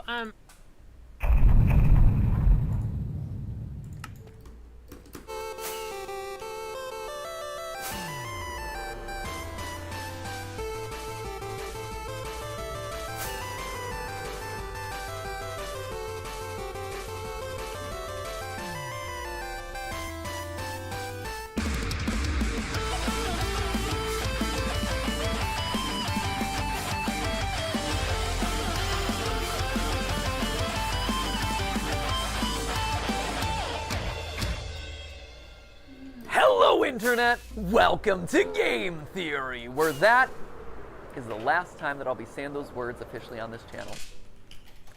Loyal theorists, how do you say goodbye? 13 years ago, I made you this promise. Do you want to know more about the games you love without having to put in any work of your own? Well, now you can play and learn.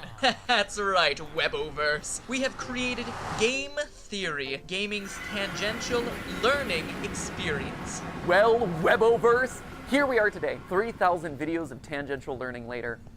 How do you sum all that up? I already got super weepy in the last one of these things, so probably shouldn't do that again. It'd be redundant and probably not great for the tech equipment. We've also spent the last 10 weeks together knowing that this day was gonna come, right? So I really feel like I've gotten my farewell tour. I've buried hatchets, I've rekindled friendships, I made sweeping videos about the state of online entertainment, fired some tanks, that was legitimately very cool. I honored my heritage, I made Disney mad at me one final time, which, felt appropriate, got some new drip in, and just in general, ran my way through all the things that were left in my content creator bucket list. So again, I ask, how do you say goodbye? First, it's probably most important to remind you that it's not officially goodbye, right?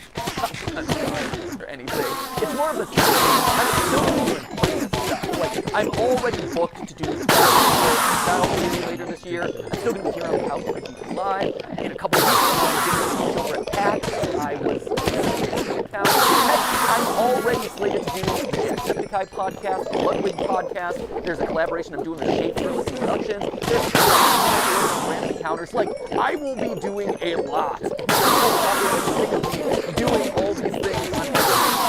But if you do want to stay in touch with me, normally I'd say something like, oh, on Twitter, but we all know that there's zero people who want to be over on So instead, I decided to make you this. A mysterious website at mathpath.com. This is every once in a while when I have to think about some new a mysterious thing I have to solve, I dig through the source code.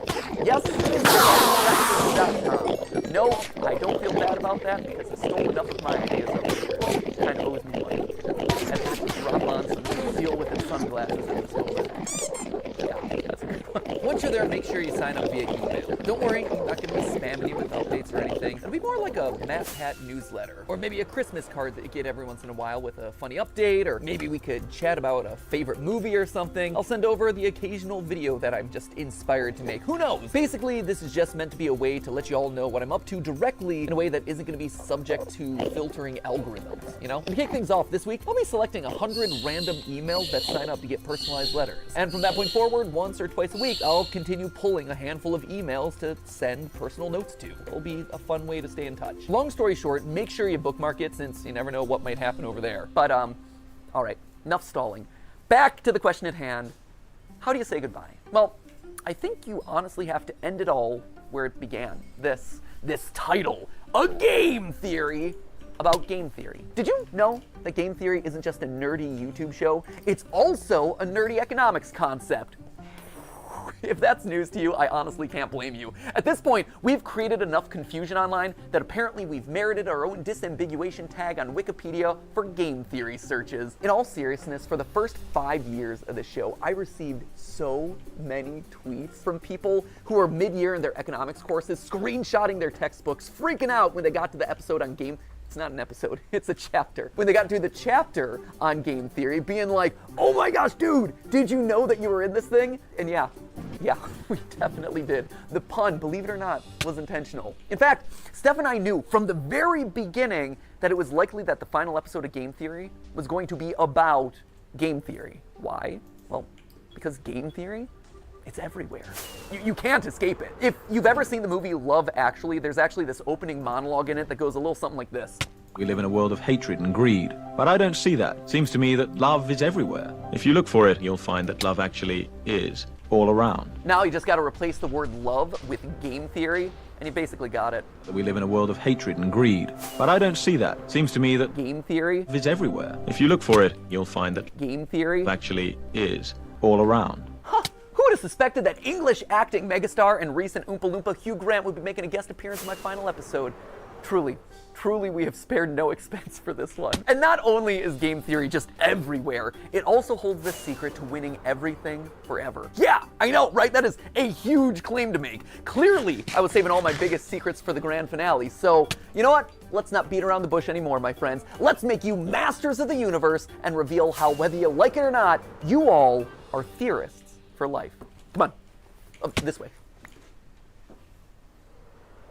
Yeah, we're moving off the couch this time. That's how you know it's a big deal. Let's go.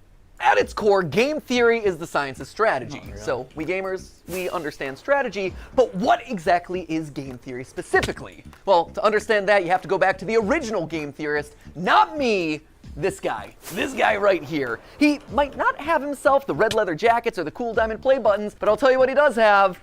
A crater on the moon named after himself, so I'll let you decide who has the bigger flex there. This guy right here, he is mathematician John von Neumann, and he was everywhere back in the day. And I do mean everywhere. Like, this guy was a key player in the invention of the digital computer. He helped with the discovery of the structure of DNA, even the creation of key components for Oppenheimer's Manhattan Project. You know, the Christopher Nolan movie where big things go big booms. But perhaps his biggest claim to fame was game theory. The idea that in any situation where there are two or more people, or players in this case, you can model out a game that'll help you find the best outcome. Have you ever played rock, paper, scissors and thrown out rock as the first hand because you know statistically most people choose their first move to be scissors? Or maybe you picked paper because the last 3 moves have been rock and they're obviously going to be thrown rock again. Well, congratulations, that is game theory in action. And he got a Medal of Freedom for that. So it just goes to show, don't let your dreams just be dreams, kids. Sometimes getting an honorary medal is a lot easier than you think. In short, game theory is the study of strategic choice. It's math that tells you what people are going to do and who's going to win the game. Probably the most famous example of a game theory scenario is the prisoner's dilemma, where 2 accomplices have just committed a crime and they're both given the chance to narc on the other one. If they both deny the crime, well, they both get a short prison sentence. If one of them denies the crime and the other rats him out, the narc walks free while his buddy is stuck in prison for a long time. And if they both confess, they both get a medium sentence. We can model the possible outcomes here in a nice, neat, mathy looking square. And while technically the best outcome for both of them would be to trust each other and not confess, they're criminals, and they don't know each other that well. And because they don't trust each other, by the math, both of them narc on each other, and as a result, get a medium amount of prison time. Or if that all's too complicated and hypothetical, over in England, they turn the whole thing into a game show where they say the word balls an uncomfortable amount of times. Welcome to Golden Balls. Golden Balls. Balls of riches, 12 balls. My balls are all golden. 100 golden balls, and they're all bursting with money. Killer balls. Balls. Balls. Balls. Balls. Now, why am I bringing all this up? Well, game theory is more than just wads of cash jammed into into a bunch of balls. Someone should tell Mr. Beast that I just discovered his next video idea. No, it has very real consequences for the world. Back when the US and USSR were on the brink of atomic annihilation, the principles of game theory helped both sides reach an agreement to slowly disarm their nuclear arsenals. If you want to know more about that story, Veritasium's recent video on game theory does a great job telling it, and honestly, I can't really improve on it. So thanks for doing all the research for my final episode there, Derek. If you want an example that's a bit closer to home though, here you go, YouTube. It's got it. See, YouTube as a platform is just a bunch of zeros and ones, right? But YouTube as a community, it's a network of people constantly trying to make strategic decisions. Creators are players who are more or less rational people making videos that'll get you to watch and like and comment and subscribe. You, the viewer, you're also a player in this. You're on a strategic mission to win the experience by finding the thing that's most satisfying to watch. And the people who run, or at least have run YouTube in the past, shout out to Todd, Jake, Neil, Ernest, Meg, Ariel, Susan, David, Fede, Vader, Stephanie, and Kim, they're all in a strategic game to keep the creators and viewers happy, while also figuring out the best possible outcome for YouTube as a company by appeasing all the advertisers and shareholders. It is seriously a complex strategic arena. And that's how you get decisions like use bright green text because it's more likely to stand out in a sea of dark gaming thumbnails and more likely to get clicks. Launch shorts as a means to counterattack against TikTok. Do a video on something that's not trending so you can stand out from the pack. Or maybe you lean in so you're suggested against the algorithm. Every video you watch, everything that you click on, it's the product of creators using game theory. Slap a big old game theory colon in front of every title and slam some clickbait green text on every thumbnail. All those hundreds of millions of subscribers to Jimmy and Ryan Trahan and Cocomelon, I like to think that they're all secretly ours. Where's our 200 million subscriber play button there, YouTube? In the end, it's all game theory. Speaking of, and this is just an aside that I learned about earlier this week, apparently there's a Chrome extension that allows you to do exactly what I just described. It, quote unquote, Matt-patifies your YouTube feed by putting green text on like every thumbnail. Just saying, we have reached the peak of human achievements. I, for one, really like this one, where it's Link and saying mommy's hungry. That's just traumatic on a whole nother level. Or there was one that I saw circulating online, Ryan Gosling doing a puppy interview, and the title is Birth of a Killer. There was another one that showed up on the subreddit, Afton's Final Death Smash? I gotta say, I am proud of the mark that I will leave on this platform. But so what, right? YouTube is game theory, sure, that's great, it's interesting, but why does it matter to you, right? Why am I spending so much time talking about all of this in my final episode? Well, because like I said, game theory can help in every strategic interaction that you have. And it's produced a literal strategy guide on the best way to live out your life, tried and tested by all our grandfather theorists. But to truly understand that, we have to go back to where it all began, a glorified PowerPoint presentation. Weboverse, allow me to introduce you to, lights please, the Trust Game. I love this. We started as glorified PowerPoint slides and we're ending as glorified PowerPoint slides. Here's the TLDR of this one. The Trust Game was originally just named the Computer Tournament by a guy named Robert Axelrod, clearly not the most creative with his titling conventions. Basically, this was the Prisoner's Dilemma or the Golden Balls thing, except here, there was one crucial difference. They're not just playing the game once, they are literally playing it hundreds of times, repeating it over and over again to see what strategies end up winning the most across a longer period. This then gives us a model that's shockingly closer to real life, because here, most of the time, you're not just thinking about what you have to do to win a single game, you have to actually think about the consequences of your actions. The more people think about the future, the more they're willing to cooperate because they don't want to screw themselves over down the road, you know? Again, for details on that experiment, check out Derek Veritasium's video where he talks about all of that, including having an interview with the game's creator. It's a very cool video. I also borrowed his convention for that one, so thanks for the latter and the idea there, Derek. You can also watch Dr. Trevor Bassett's video on the topic, or, you know, the various TED Talks that are all about this experiment. We'll link to all of those down in the description below. But just to jump to the big conclusion here, the best strategy to winning it big boils down to 4 key points. Number 1, be cooperative, lead with trust. Assuming that the person you're playing with is your enemy right off the bat, it's not going to serve you well. Trust in others, it's going to let you win more frequently in the end. Secondly, don't be a pushover. Sure, it's good to be trusting, that is great, but the second that someone takes advantage of your trust, the winning strategy is to call them out on it and then immediately hold them accountable. Which leads nicely then to point number 3, being forgiving. Don't hold a grudge. Don't be a Mr. Darcy. My good opinion once lost is lost forever. That is a failing indeed. You tell him, girl, you are exactly right. She's speaking some game theory truth right there. Well, sure, it hurts to have your trust broken. Staying open to the chance that other people can change, that they can grow and learn and get better, that is the ideal solution here. The trust game showed that players who held their opponent accountable, but then forgave them, actually won out more often than any other strategy.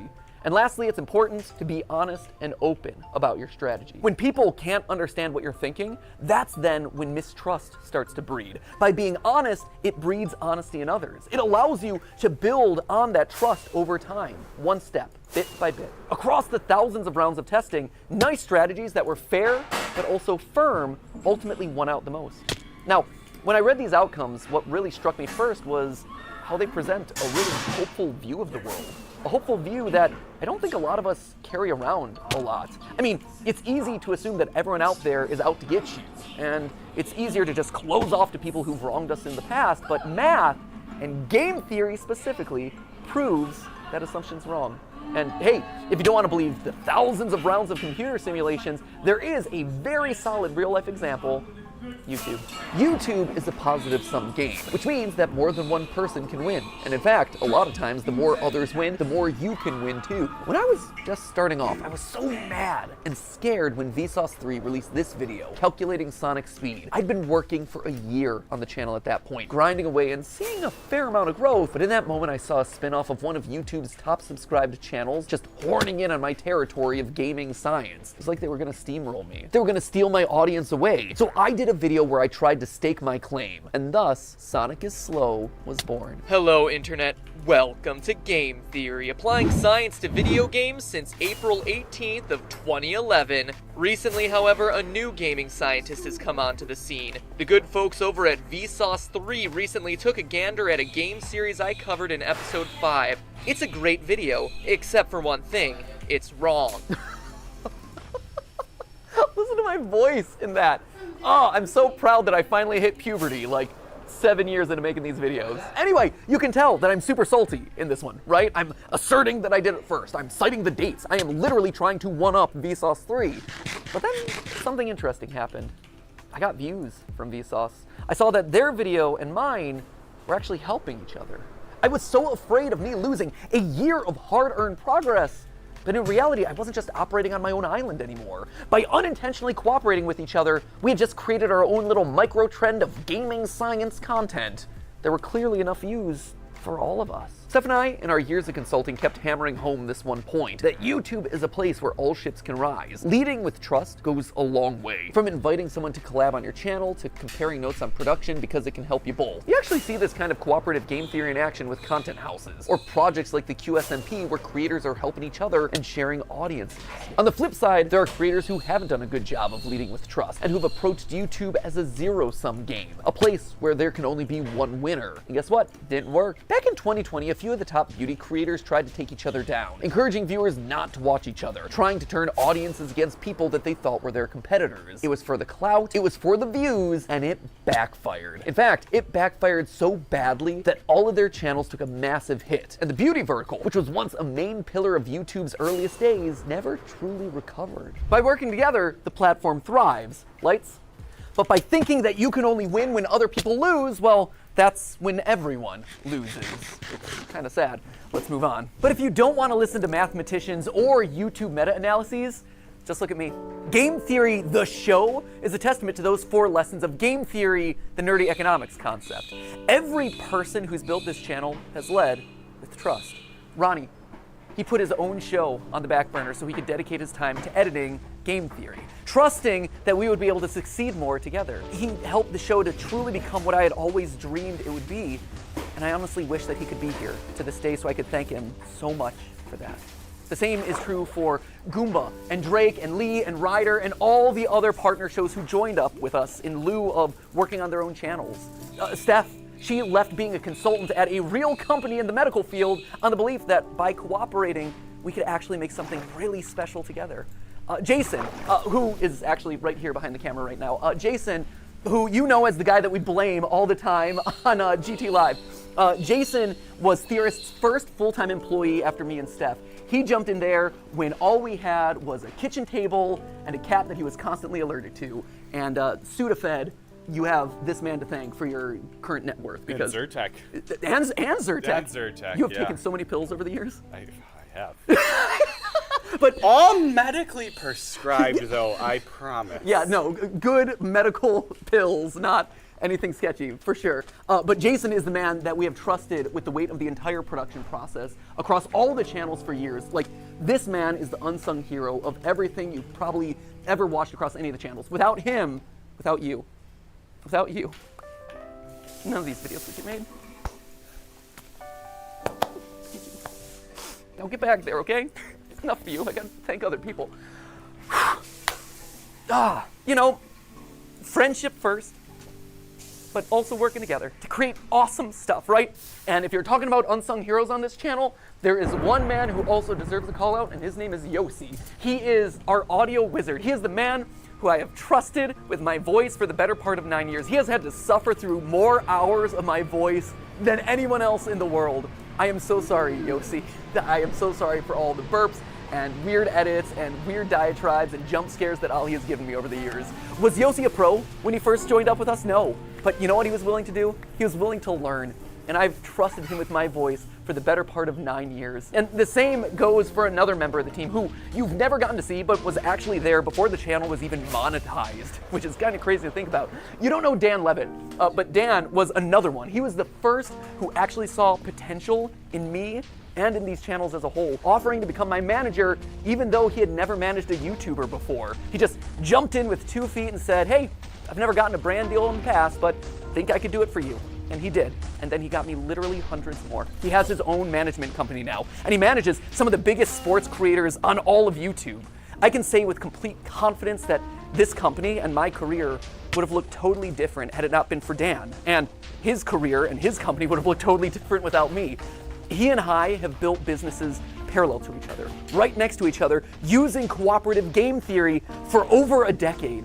He trusts me to make good decisions on YouTube, and I trust him to make good decisions as my manager, and we both benefit in the long run. But perhaps the most important person in all of these trusting relationships is you. You guys, right here. I wear you on my wrist these days.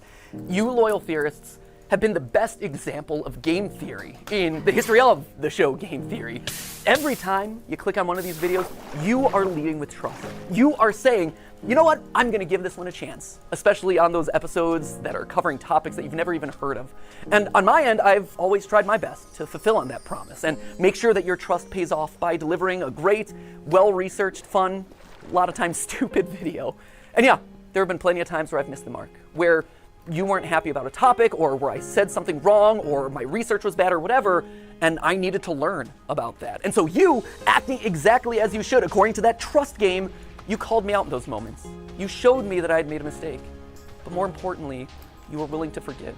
You gave me a chance to learn and grow as a creator and as a person. And look at this. We all won. Look at this thing that we managed to build together. Don't tell anyone else.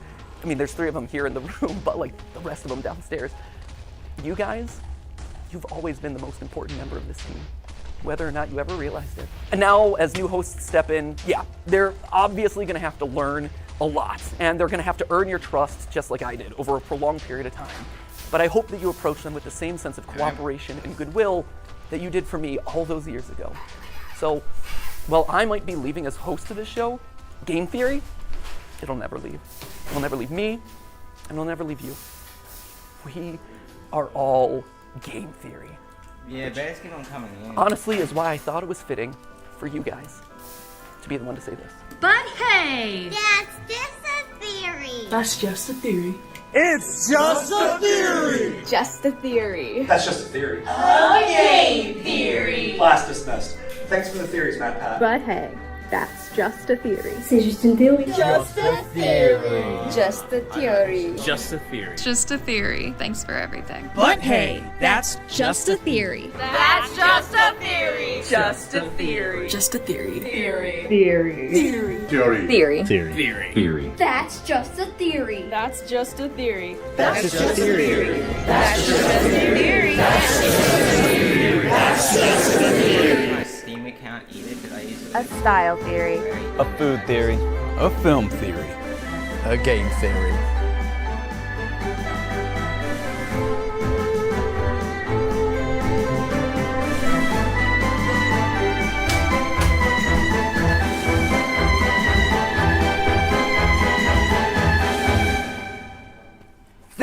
watching.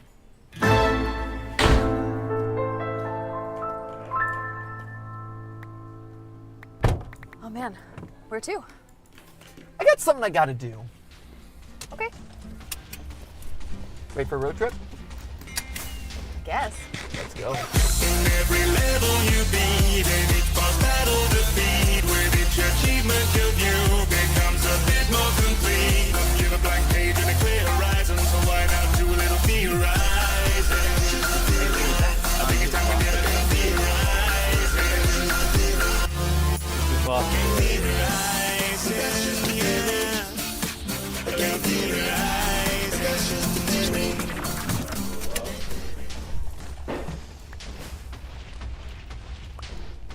You ready? Yeah.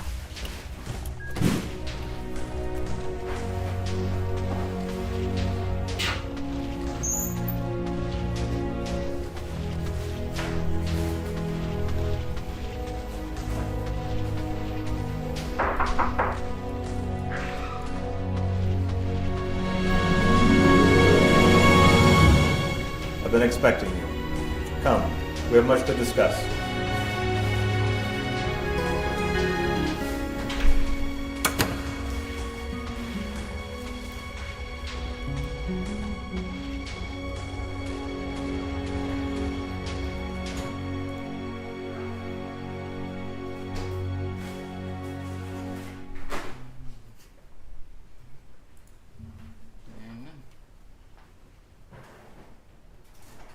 Thanks for watching. Thanks for watching. Oh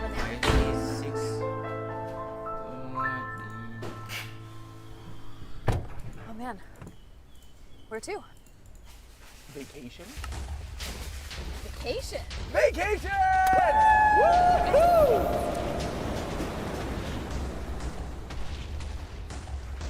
How do you think they're doing back at the office? What's the matter? Can't reach? How did this even happen?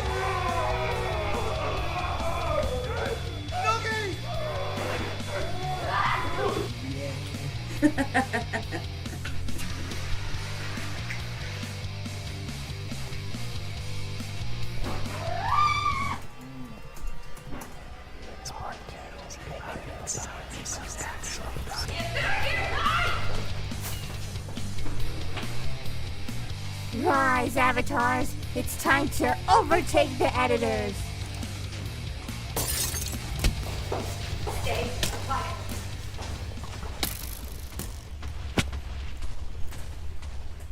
I just got the Wordle.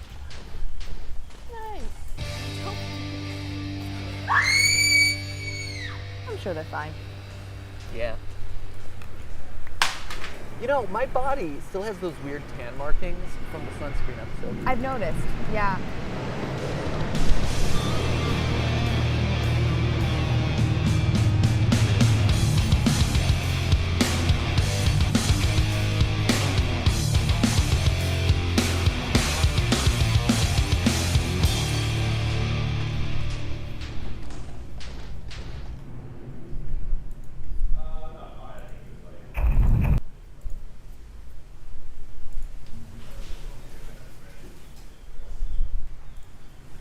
Thanks for watching.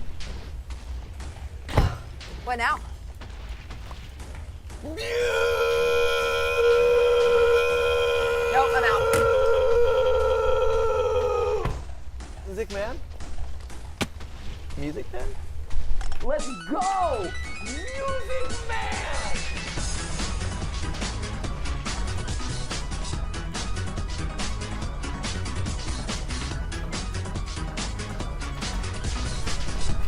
Pelvis first, done got scooped.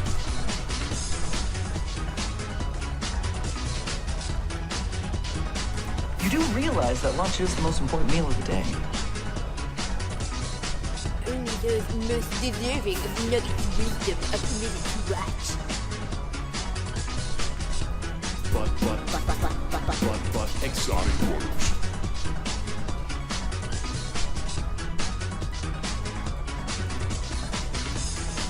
Matt Pack can suck an egg! Behold his jaws of justice! Security, thick layer of cream in there. I want that thickness inside my... Nope, I should not have said that. He's here, he's there, he's everywhere. Who you gonna call? Psychic friend Fredbear.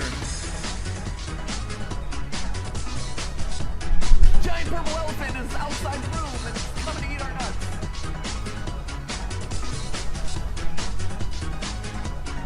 When you get to the bottom of it, it's so moist.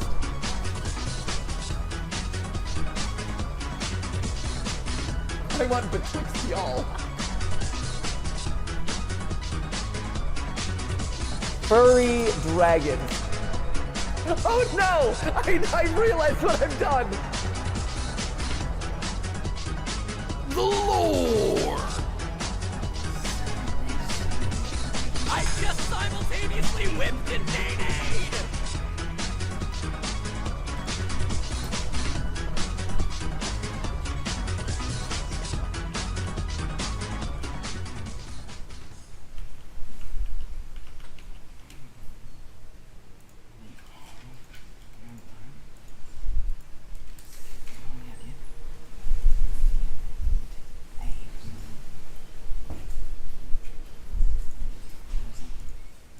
Thanks for watching. What now? You know, I actually have to do something real quick. Wait, what? Wait right there. Wait, are you okay? Hello? Matthew? Are you up there?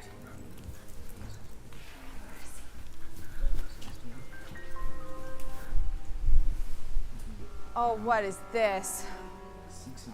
Oh, come on. Oh, no.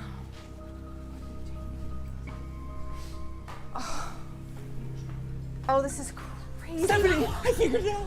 I figured out what was inside the box. What? I figured it out. Listen to me. And you- Listen to me. Listen to me. I figured it out. Okay. Gregory wasn't a robot, and Vanessa wasn't a robot. Okay. It was me. No, It was me the whole no, time. you're real. I'm the robot. No, And you're a robot no, too, Stephanie. no, You're the robot. no. You have gears beeping and pooping in your head. Keep beeping and pooping. Stephanie, you're a robot. We're all robots. All you have to do is count the toes, Stephanie. 5 toes, 5 fingers. I'm a robot. Wouldn't you like to be a robot too?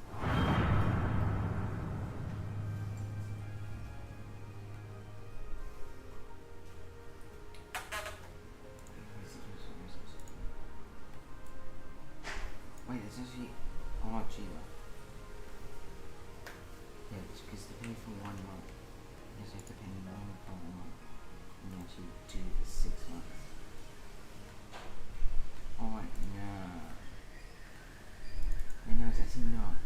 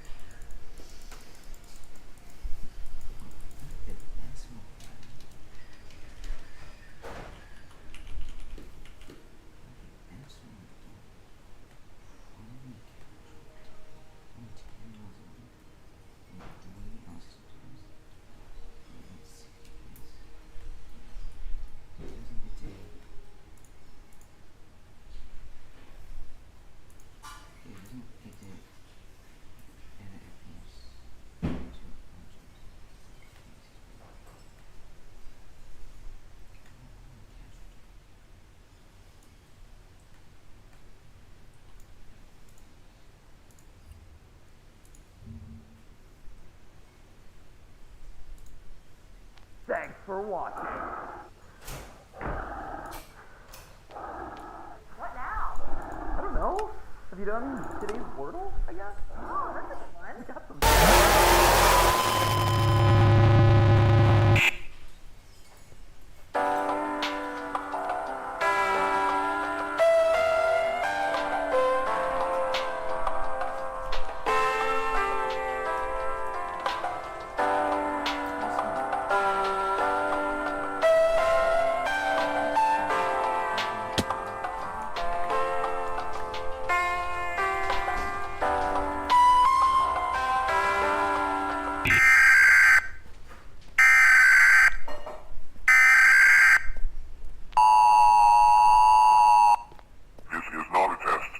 Emergency alert system has issued a code gray for your local area.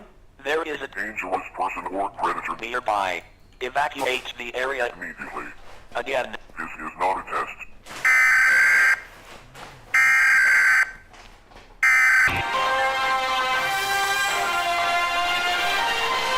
Last night, a shocking discovery was made. The bodies of internet personalities Matthew and Stephanie Patrick were found in their home, mutilated by what officers described as...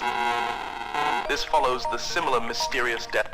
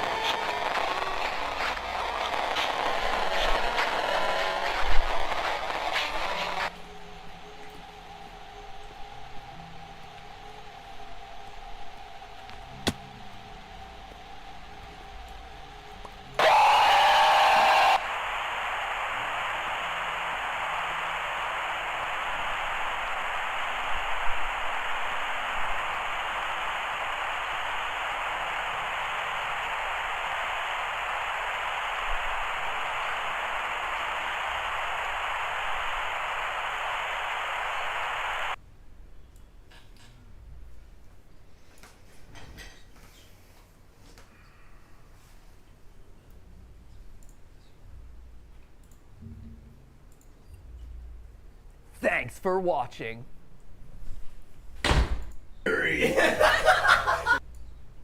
Thanks for watching. That was the best one. Great. Awesome. That was it. Hot song.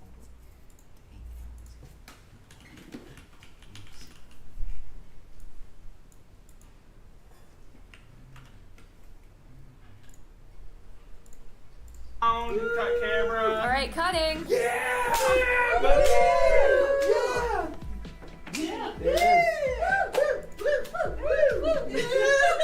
Santi, are you feeling your feelings? I am. Yeah. It was the first one. After that was After the first one, it's all downhill from there. Yeah.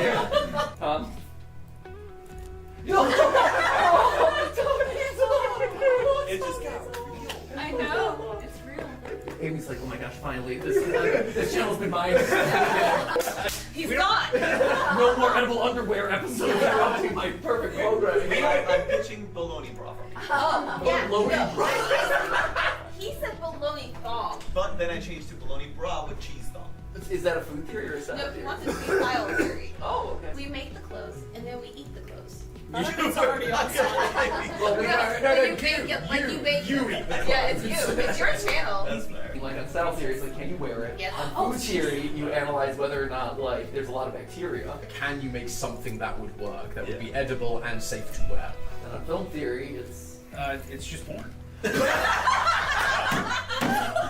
Did you hear his impression of you, by the way? Yes. Oh, spot on. Right on. Hello, Stephanie. My name is Tom. Kappa Misty Tom. I'm from London. Can you do my case with the theory? Boy, it's just a theory. Okay, theory. Basically, just drop all consonants. I love how he's following all of them. You gotta say it's like a game theory in it, right? Game theory in it, right? Some game theories in it, right? Hey, one of them game theories. Usually they post on Saturdays. But sometimes it's late, so it's Tuesday.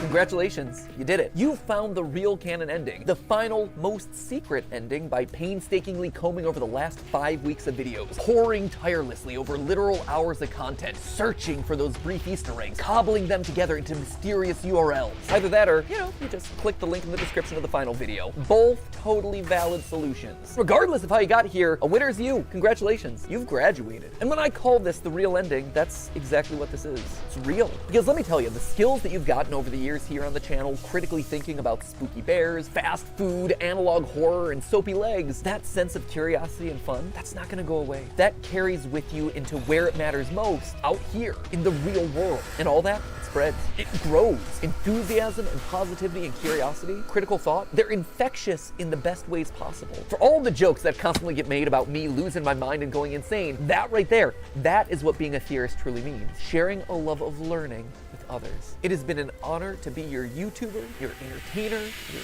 teacher, your parasocial friend, whatever role I've played in your life. Thank you. And you know what? I look forward to continuing that through the little website and newsletter that I have going on, as well as all the projects that I'm working on for you right now. But even more than any of that, you know what I'm most excited about? I'm excited about it being your turn. You can be the game theorist, questioning the lore alongside your friends. You're the food theorist, doing bizarre flavor experiments in your kitchen. Go wild with some new style, or try a film that deviates from the mainstream. You're the theorist now, and I cannot wait to see what you discover. Because rest assured, I will be watching.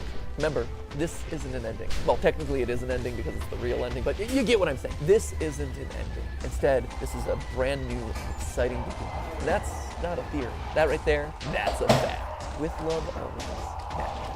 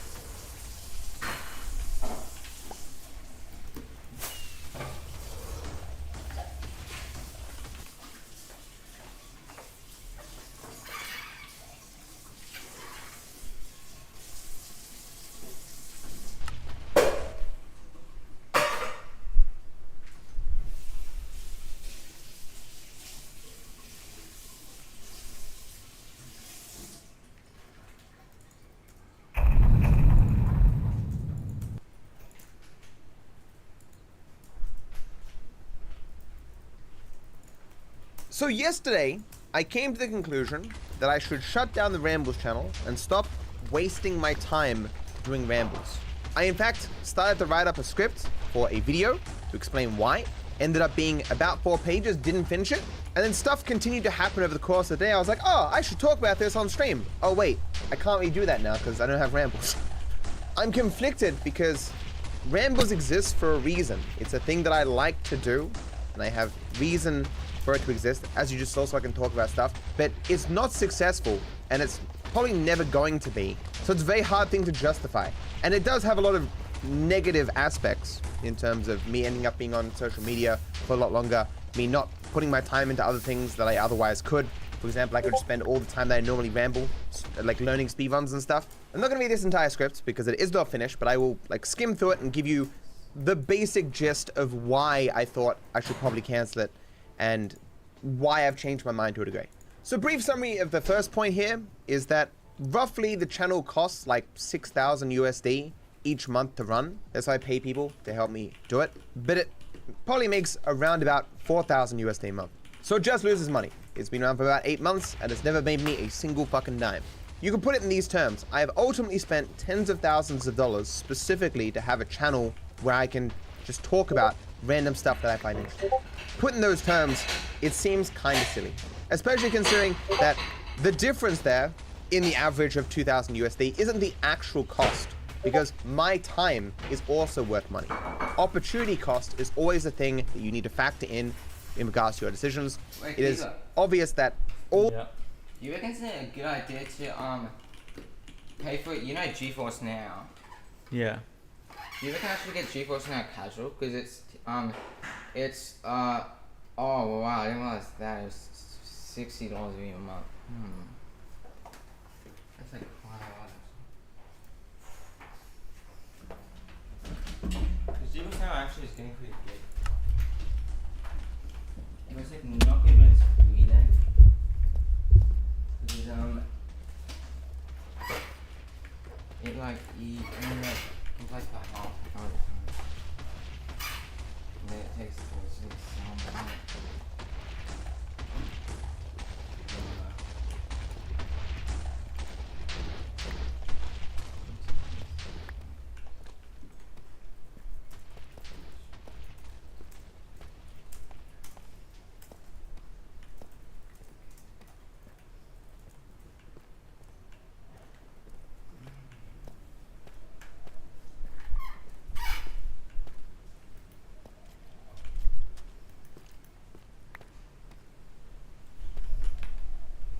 all the time I've spent doing rambles, I could have spent doing other things that would have actually earned me money. And so the actual cost is, I wouldn't say astronomical, but quite high.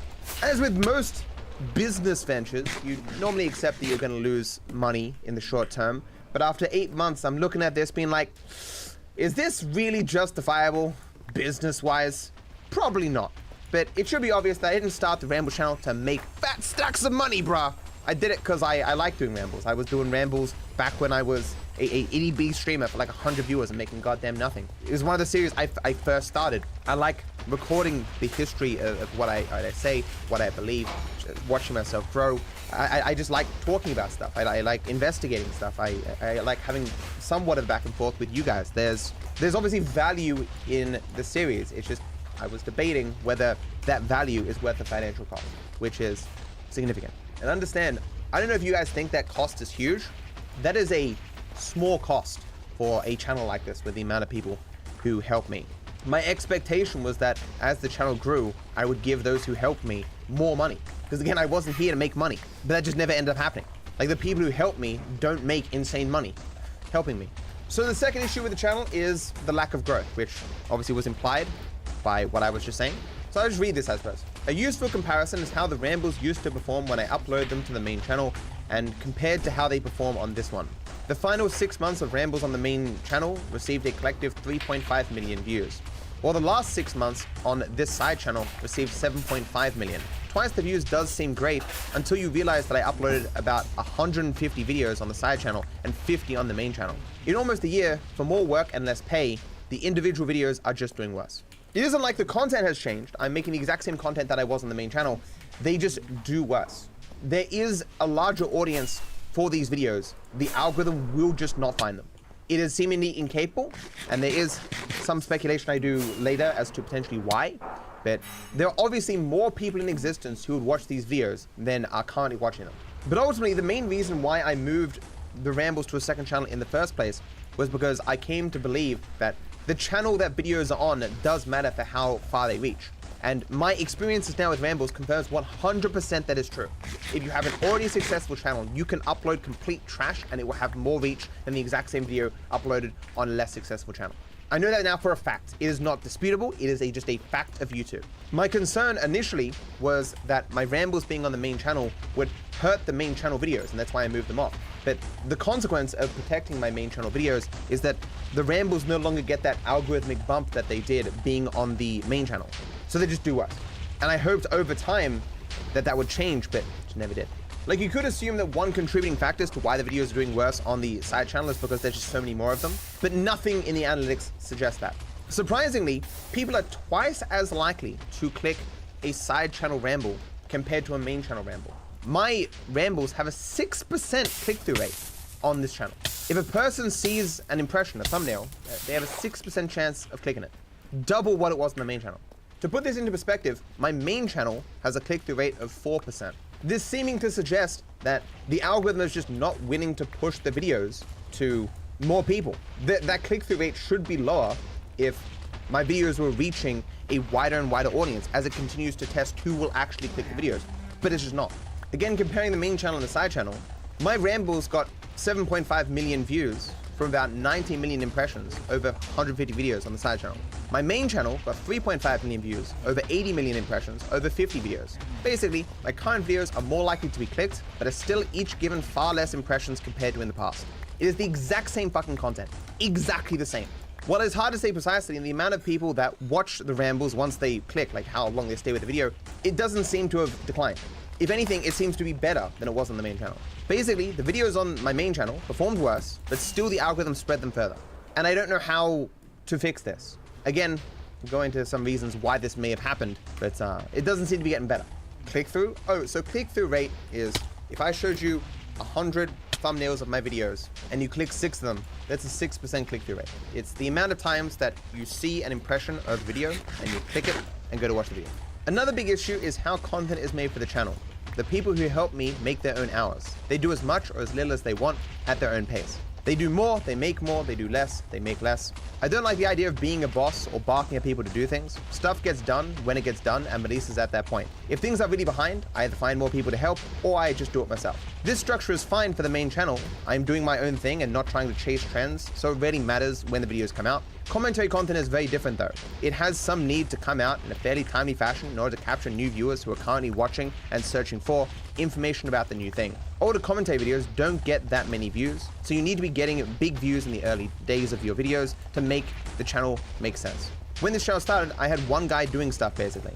Things were understandably slow, I would ramble and it might take 2 weeks to release. Whenever it got too far behind, I divert my editing away from the main channel to help out with the Rambles channel instead. This was obviously not the best use of my time, so I added more people to help. There are now 5 people helping out just working on the footage. There's 2 specifically for the thumbnails. And surprisingly, it is exactly as slow as it used to be.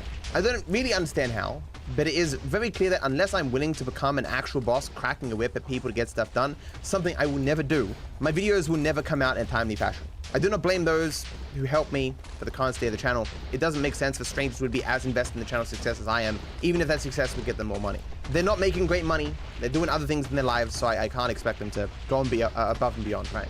The unfortunate reality is that I will never be able to take advantage of topics of interest when they're actually relevant, which is the one thing you need to do to be successful as a commentary channel. Continuing as I am, I will only, at best, continue to largely appeal to those who already know of me and have any video unrelated to GTA be dead on arrival. Another important factor is that the content itself is not designed to do well in modern YouTube, even beyond it not being timely. You can go back in my rambles and hear me give people advice that I know is important for YouTube success that I don't do on this channel. 20-minute videos covering a host of topics, often fairly mundane, has never been a great format for YouTube.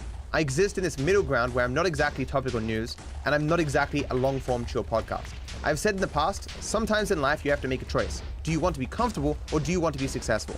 Usually to succeed you have to do things you don't want to do. If you are not willing to do what you need to do to succeed, you need a very good reason to not give up. I have stuck to a format for years, not because it's good algorithmically, but because I like it and it's easier. I made the sort of content that I would want to listen to, but my preferences matter very little in regards to what works well algorithmically. 10 topics where a person may only care about half of them will lead to lower retention than a video about one particular topic that a person has clicked on specifically due to an interest in that. My content can gain effectively no search traffic, is already irrelevant by the time it comes out, and has little mechanism to enable the content to be presented to those who would enjoy this format outside people checking it out because they know me personally.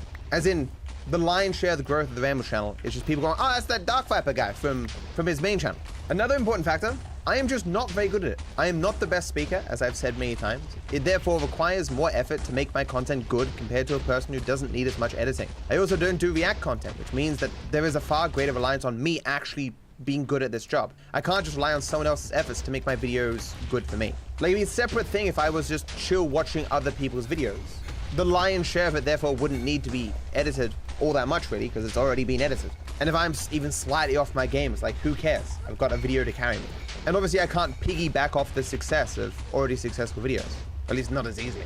This is a bit convoluted, this next one, but I also suspect YouTube's algorithm is not set up to favor what I am doing. A fuller explanation will perhaps be too long for this video, but when I started this channel, those who were most likely going to watch were those who already knew me.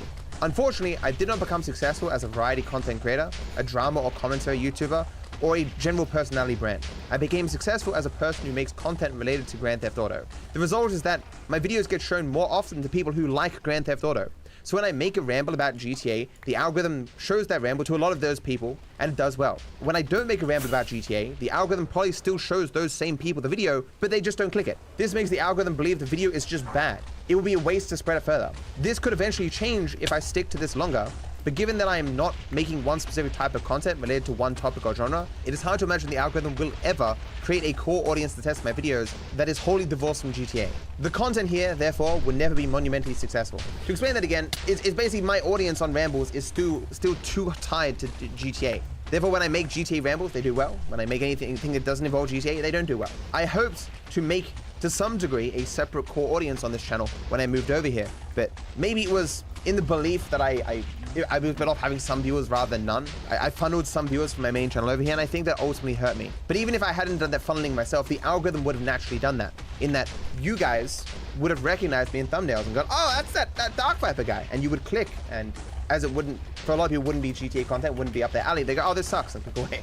Algorithm's hard to understand, but I do think this likely has some negative impact. I think, in hindsight, what I should have done is any ramble related to GTA, I should have just put it on the main channel. Differentiated Dark Viper AU as the GTA creator and Dark Viper AU as the Rambler commentary guy in their entirety. When your videos aren't doing well, it's very hard not to be like, oh, I'll just stick GTA in the title and get some more views, you know? I value your opinions, Matt. Yeah, as I say, pedantic, I like the content I make on Rambles. This is the kind of content that I have an interest in, because obviously I'm the one making it. I think those who like my rambles have the best taste in the world. You guys are legends. And I do think, call me biased, I do think that if it was spread to more people, that more people would watch it. And I can say that confidently because they already did on the main channel. I know for a fact there was a higher audience for this content that is currently watching it, because I previously had it, and it wasn't even that big of an audience. I have mentioned before that having popularity in one domain can often preclude you from success in another.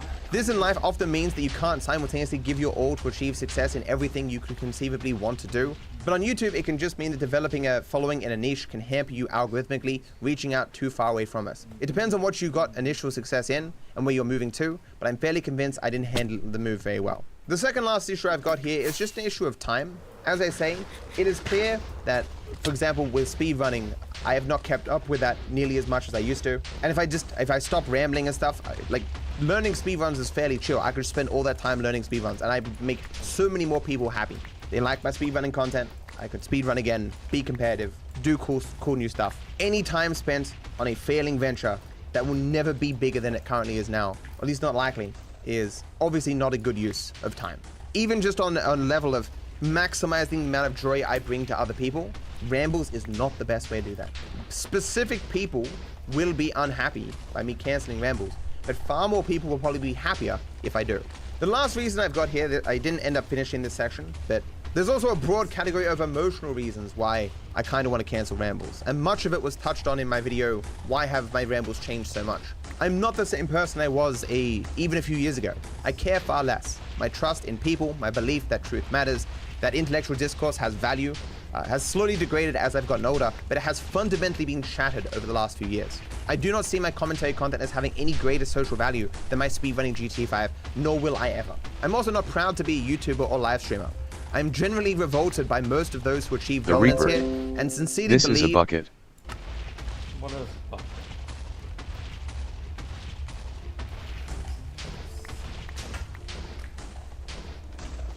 Neapolitan. This is a chair.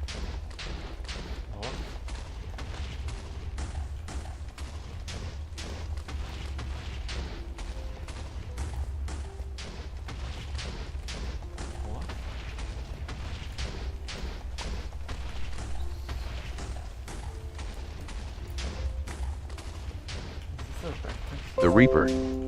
Want to hear a joke? Sure.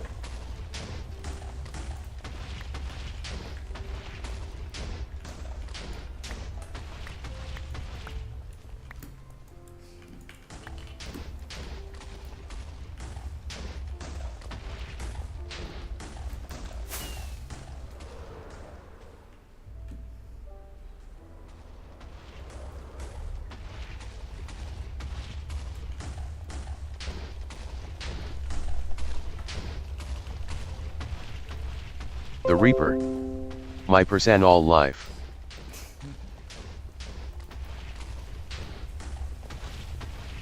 That's a pretty good joke. I might have to tell some people that.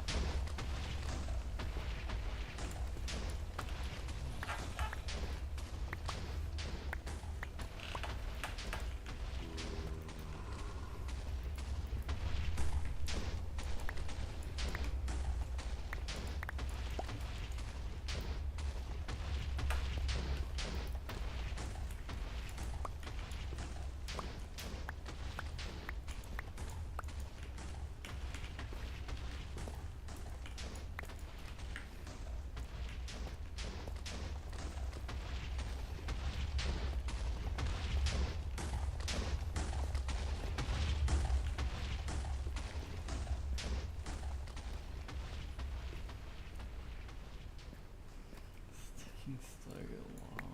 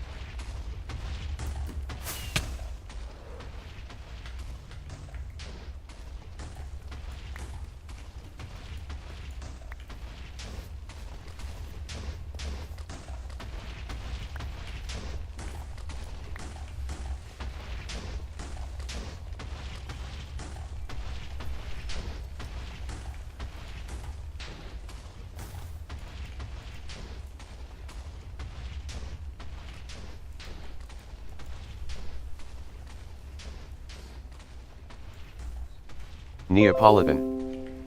Are you deaf? Because I long for your sweet embrace. What a pickup line. That is definitely a unique one.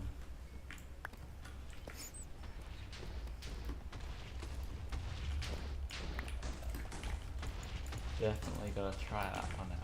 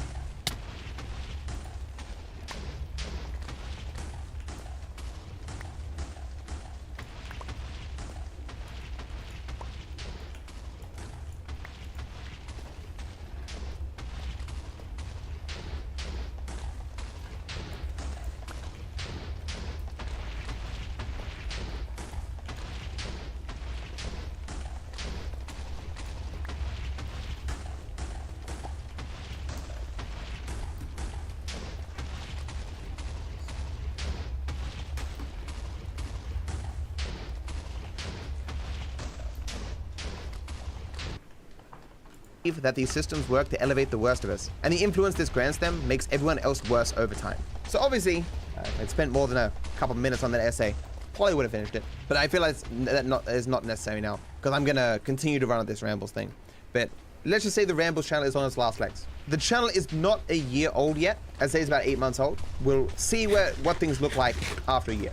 The main channel has had its dips. The Rambles channel looked like it was actually going somewhere, moving towards the end of 2023.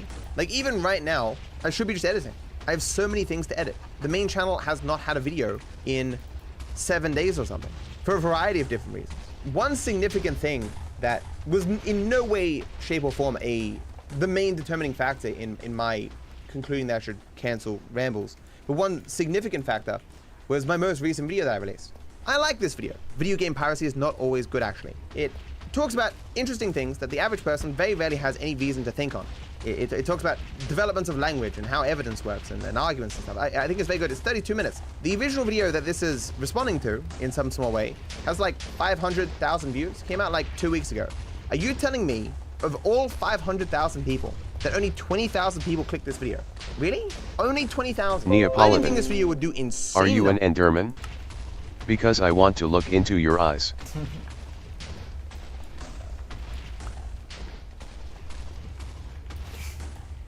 Minecraft pickup line. I'm not. No way to pick up girl.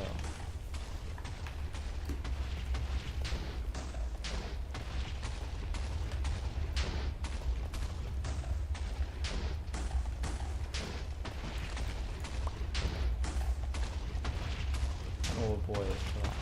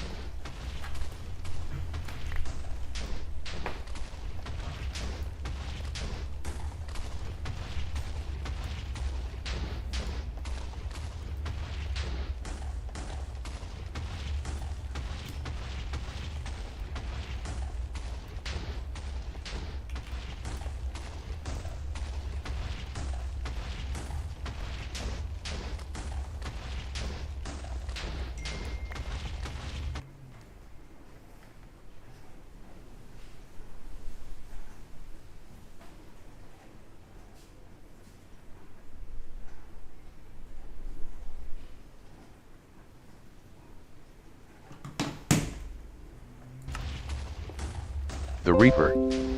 3 men walk into a bar. The Irishman asks for a pint of beer. Okay. Normal flavor. I assume that's not the whole joke.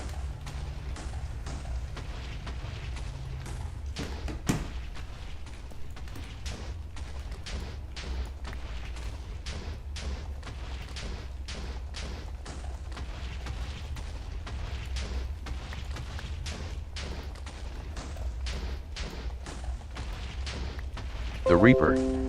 The next guy gets a shot of whiskey. Okay. Normal stuff to do in a bar. The Reaper. And the last man never shows up. What? The 3 men walk into a bar. An Irishman asks for a pint of beer. Guy gets a shot of whiskey.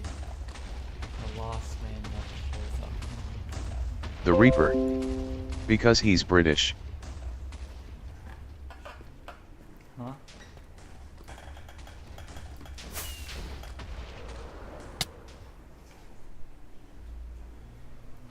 I don't think I get the joke.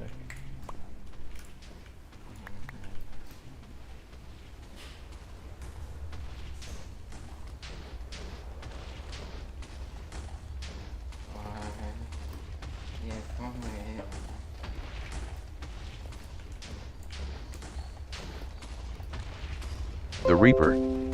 And still stuck in traffic. Is traffic bad over me?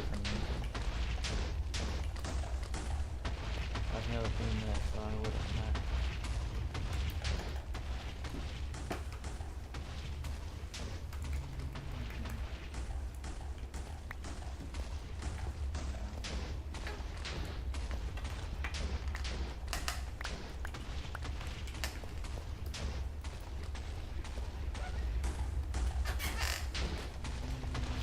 Neapolitan.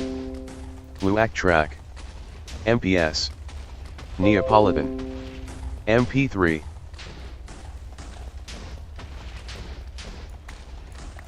Oh, I thought America was the worst for traffic. And what with all the weird road laws, how busy and cramped all the cities are.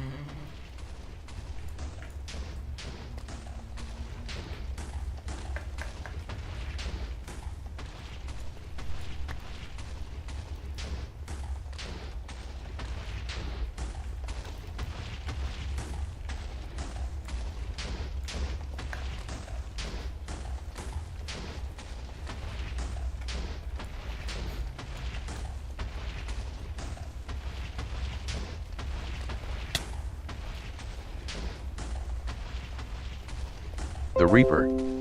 There was a Jewish kid at my school last year, then a German exchange student showed up. And I haven't seen the Jewish kid since.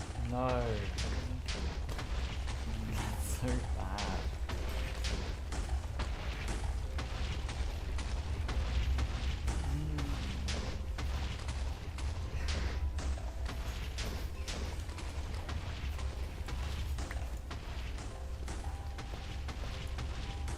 Not even that funny.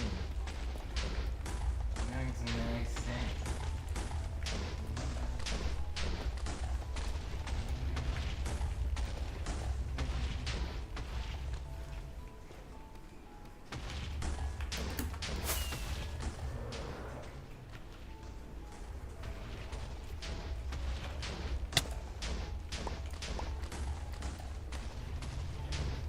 What's the iron against roses?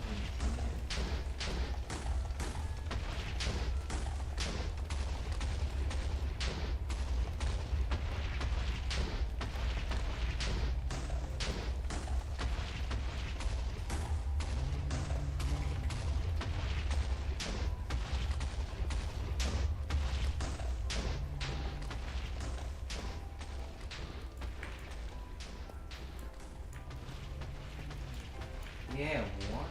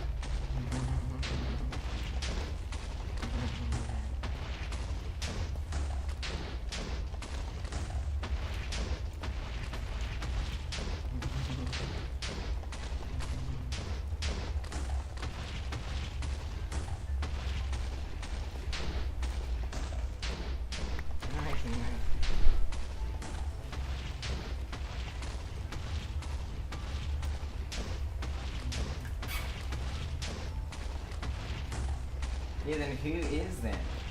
Who is that?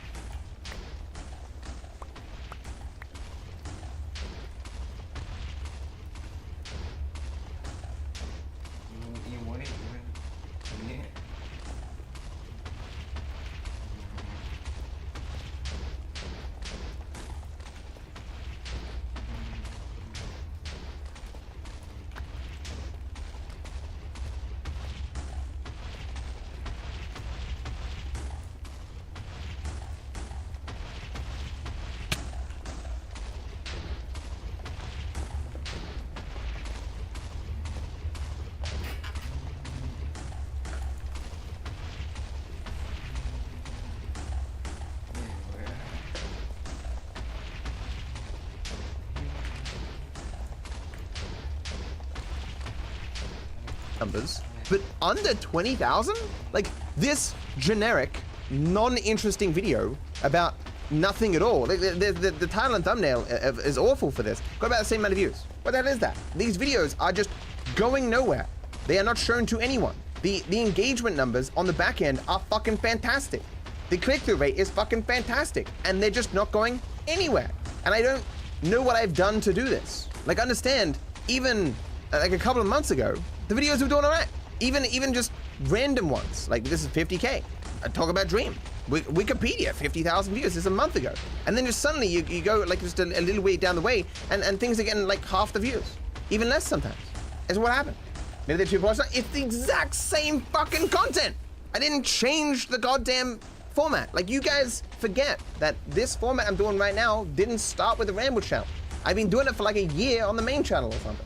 People watch the videos the same amount. There's no, like, I've been looking at graphs for videos my entire fucking career, 10 years, and I cannot see a single goddamn thing in any of these videos as to why they're being punished algorithmically.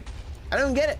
Like, the main channel, I guess, because I haven't been releasing, like, I was releasing a video every 2 days for eons, and then I stopped doing it over the last 2 months. But can it really be the case that my lack of producing additional content on the main channel has affected the Rambles channel too? Are they that intertwined? I don't get it. The impression click-through rate is 8%. It's too early to see what the retention graph is looking like, but people seem to be watching most of it. 8% is really good. As it is double the main channel.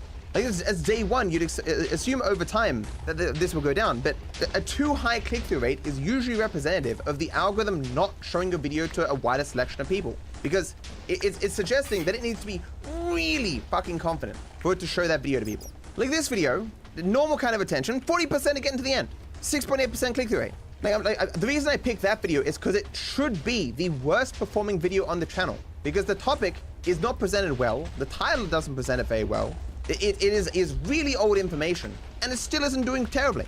Like, The it's Reaper. clear that I'm doing something See you wrong. later. The Reaper. As. See ya. Have a good one. Yeah. Good ass thing.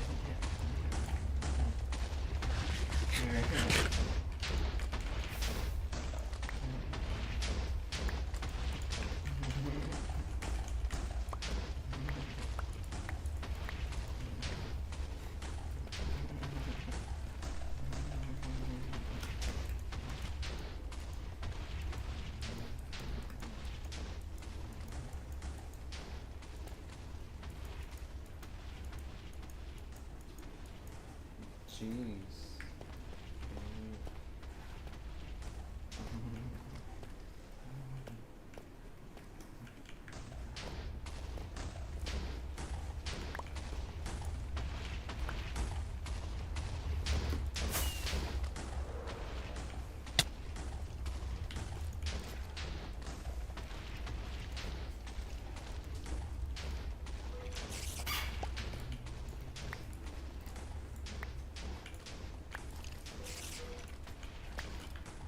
Wrong. I just don't know what it is. This is not a problem with content that I've ever run into before. Then in a month's time, making the exact same content can just cut viewership in half, even if the videos are performing the exact same way. This is what I mean. Like, the channel already was not doing very well. And so when it underperforms, already underperforming, it's just like, why is it still here?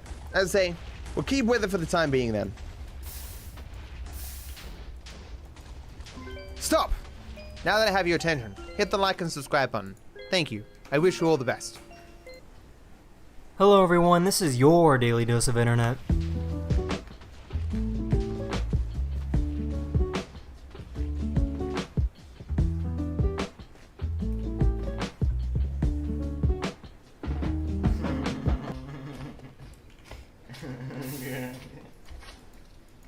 I need an egg. Thank you.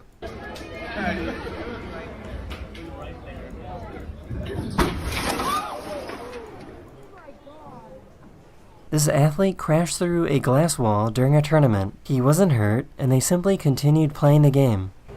So this is the best thing to do if you walk past a group of women. Like, you are completely in if you do this. Ladies. You cannot keep interrupting. No.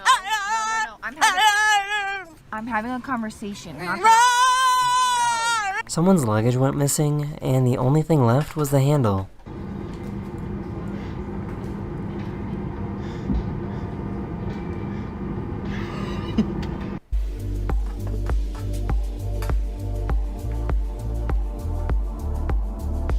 This is what happens when you microwave fire.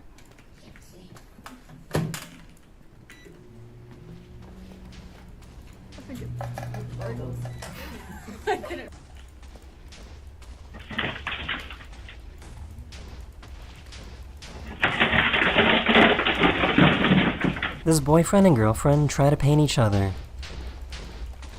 Well, that's not good, is it? No, that's really good. I just found out that pugs can uncurl their tails. What is that? No, I saw it. What is that? What is that? Fix it.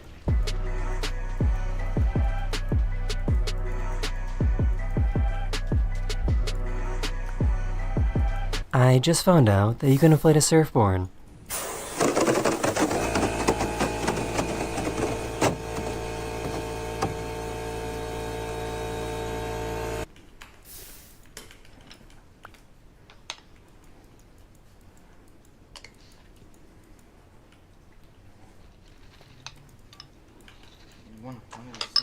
Okay. Oh.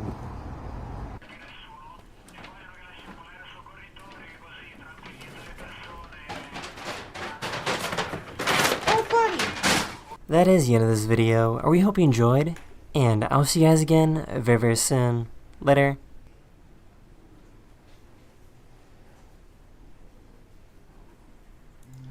So one day, this woman's skydiving, and it's amazing and it's thrilling, but then it's time to open her parachute. And her pack opens, but her chute is tangled. So she tries to cut it, because that'll trigger the reserve chute. Except the reserve chute is all twisted up too. And so she doesn't know what to do until boom! She suddenly hits the ground and everything goes black. Now her name's Victoria, and Victoria is a skydiving instructor. She's also a physiotherapist in the Army, and one day the Army sends her a patient with a hurt knee. This guy, Emil. So she works with Emil to rehabilitate his knee, and they really hit it off. They're both in the Army, they both like skydiving, so pretty quickly they fall in love. Now Emil is already married to another woman, but whatever, he leaves that woman and then he and Victoria get married. Here's a picture of them. Here's the thing about Emil though. Emil isn't very good at managing money. He likes to spend it on big nights out and nice clothing and nice cars, and he really doesn't know how to budget, so he just keeps getting more and more in debt. Here's the other thing about Emil. He also really likes to smash. I guess Victoria's sex drive isn't high enough, because soon enough he secretly gets a Tinder account and he starts trolling for hookups. He also starts hiring escorts and smashing with them. He goes to swingers clubs and smashes there, and he also starts smashing with his ex-wife. The guy's apparently got a lot of time on his hands. But while he's doing all this, on Tinder he meets this woman, Stephanie, and they start smashing. And after about 6 months, Emil ends up really liking Stephanie. Like a lot. Like he wants to leave Victoria and start a whole new life with Stephanie. So instead of just divorcing Victoria, Emil comes up with a 2-step plan to get rid of her for good so he can be with Stephanie and pay off his debt. In step 1, he'll increase his life insurance policy on her. In step 2,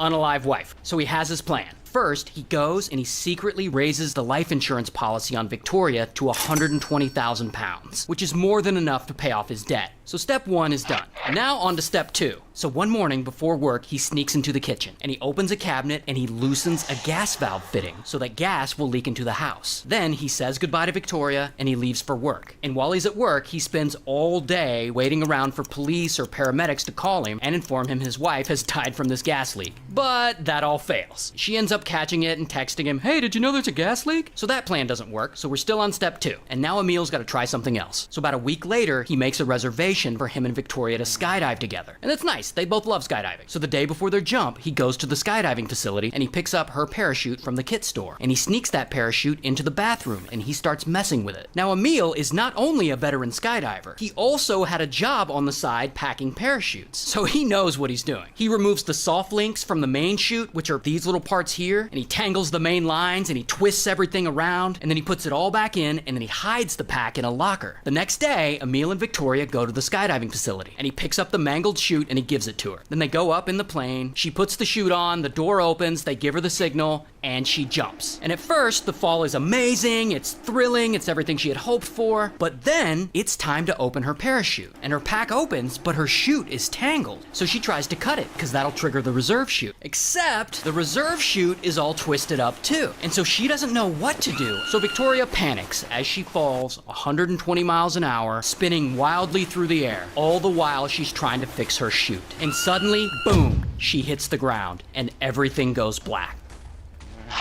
Sometime later, Victoria wakes up, and it takes her a bit to realize where she is. She's on the ground, alive, with other skydivers standing around her. Somehow, she survived the fall. She has severe injuries to her spine and her lung and her ribs, but she's alive. So again, step 2 definitely didn't work. Why? Well, apparently it was a low altitude jump, the mangled parachute created some drag, and when she hit the ground, she had landed on recently plowed soil, which was soft enough to cushion her fall. Basically, she got lucky. And as Victoria is in the hospital recovering, she absolutely doesn't want to believe that Emil would try to unalive her. But the instructor at the skydiving facility, he examines her parachute, and he sees everything wrong with it, so he calls the police. So now police are involved, and they have parachute experts analyze the chute, and they're like, yeah, someone sabotaged this. So then police start looking into Emil, and they find out all about his money problems, all his sexual affairs, the sudden change in Victoria's life insurance policy, and of course, his expert parachute packing skills. So he's looking guilty as hell, and they arrest him. Here's his mugshot. Now all this eventually goes to trial, and Victoria still refuses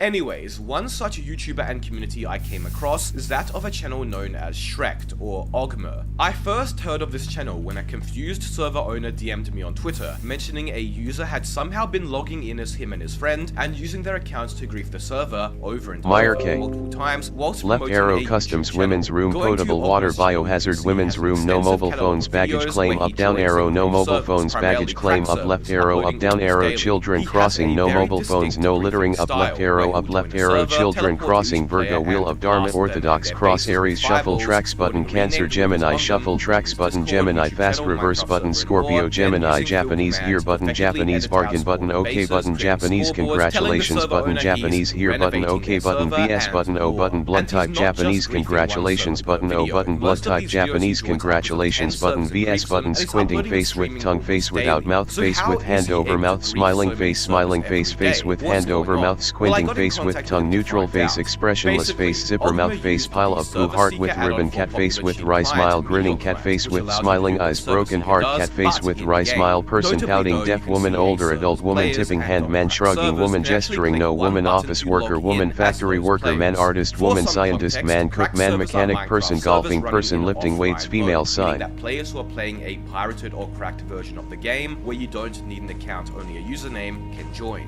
Because all you need is a username, technically anybody can use any username and log into the server. Big public crack servers prevent this by using authentication plugins that make you register and log in with a password in-game, but many of these private crack servers do not do that. And simply enabling a whitelist won't help either, because like I said, anybody can use any username and log in, so you could just log in as a user which is already whitelisted. Ogmer will log into all the server's accounts until he finds one which is opt, and once he does, the server is as good as gone. Using Meteor Client as well as add-ons specifically tailored for OP griefing, the server stands no chance. Now, I know what you might be thinking. This guy sounds like a total ass, griefing random kids cracked Minecraft servers, right? Well, in a way, yes, that's undeniable, but Ogmer, also in his Discord which he promotes in his griefs, has a list of resources and tutorials for server owners that show them how to secure their server and ensure Do you have another Steam account at all? No. or they won't be griefed in the future. He even gives out Meyer commands K. to remove these scoreboards 8:30 and other last features quarter that moon can full moon cause 8:30 griefing. 11 So at o'clock least full once moon a server 8:30 is waning crescent moon full moon waning crescent moon 9 o'clock waning gibbous moon first quarter moon crescent moon waning gibbous moon waning crescent moon 8:30 full moon first quarter moon waning crescent moon first quarter moon sun crescent moon first quarter moon face thermometer waning crescent moon first quarter moon face ringed planet Milky Way white medium star cloud with lightning and rain sun behind small cloud shooting star cloud glowing star sun behind small cloud cloud orthodox cross Virgo wheel of Dharma orthodox cross wheel of Dharma Gemini Virgo Aries Cancer shuffle tracks button Aries Cancer repeat button Pisces Aries repeat button Aries Brunei Brazil Clipperton Island Cote d'Ivoire Diego Garcia Cocos Keeling Islands Belarus Clipperton Island Cocos Keeling Islands Belize Brazil Congo Brazzaville Haiti Jamaica Kiribati Comoros Lithuania Japan Lithuania Kuwait. No. Oh yeah, I think I did. Did you watch it? No, not yet. You might not find it funny, I don't know. Wait, what is it?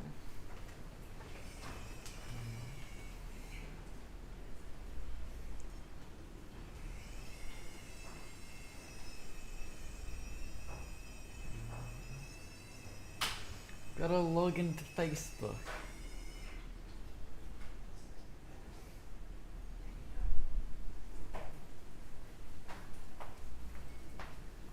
Find it easy.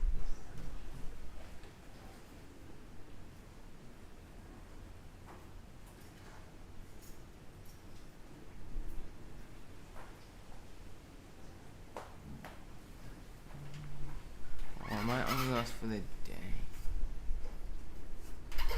Oh, good friends. Mitch, you're not in here anyway.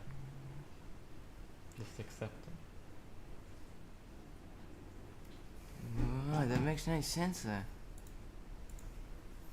So you never unfriended me, then why is is griefed, he does tell them how to prevent future griefs. That being said, he also provides tutorials for other griefers and his fans, and has created a small community of about 600 individuals inspired by him. He even has his Meteor client mods and configs public so his viewers can replicate what he does to the T.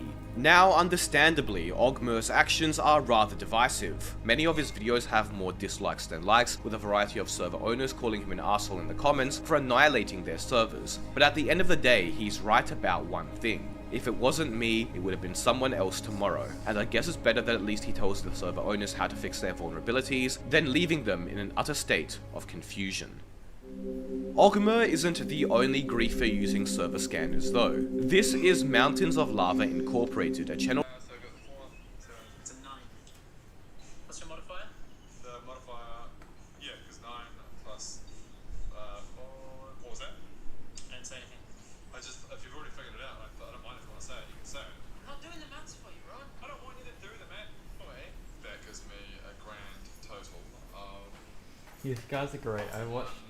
Obviously, all their videos. Yeah, right.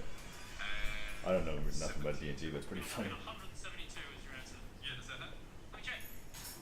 Ah, just misses. Yeah, 173 other plus. Well, your attack whiffs. Oh, yeah. And then unfortunately, it's now the Orc's turn, so he's going to hit you for 12 points of damage. You had 3 hit points, and he did 12 points of damage. Am I okay? 3 minus 12. Which one's bigger, 12 or 3? No, you're not okay. Go down to your knees. Meyer K. Shrimp, snail, spiral shell, shrimp, white flower, cricket, honeybee, blossom, spider web, blossom, mosquito, cherry blossom, scorpion, zany face, adult, sheep, rice, adult, wrench, man, judge, man, teacher, adult, wrench, woman, health worker, 100 points, red heart, fire, 100 points, revolving hearts, blue heart, growing heart, orange heart, red heart, adhesive, bandage, anger symbol, victory hand, thumbs down, backhand, index pointing up, backhand, index pointing up, open hands, backhand, index pointing down, backhand, index pointing right, facing fist, victory hand, thumbs down, backhand, index pointing down, thumbs down, victory hand, index pointing up, waning crescent moon, 9 o'clock thermometer, waxing crescent moon, waning crescent moon, thermometer, crescent moon, first quarter moon, thermometer, waning crescent moon, waxing crescent moon, thermometer, waning crescent moon, waxing crescent moon, thermometer, sun behind large cloud, fog, cloud with snow, glowing star, cloud with lightning and rain, cloud with snow, fog, sun behind rain, cloud with snow, fog, dupa. His Meteor add-ons are used by a lot of other griefers, downloaded over 25,000 times. But that's not even his biggest project. Etan Yao also created his own server scanner bot, which he named Skynet. Currently, Skynet is private, with only 10 individuals able to access and use it, and unlike Server Seeker, is designed with the sole intent of griefing. Skynet currently has scanned over 1 million servers in the brief time it has been operational, able to distinguish between active and stale servers, as well as much more. But what makes Skynet so impressive are its Terminators. When I contacted Etan Yao and asked him about Skynet, he told me he had begun a new project as of only a few days ago called the Terminators. Effectively, these are bots which he has created able to find and join vulnerable servers and grief them entirely automatically without the need for any human intervention.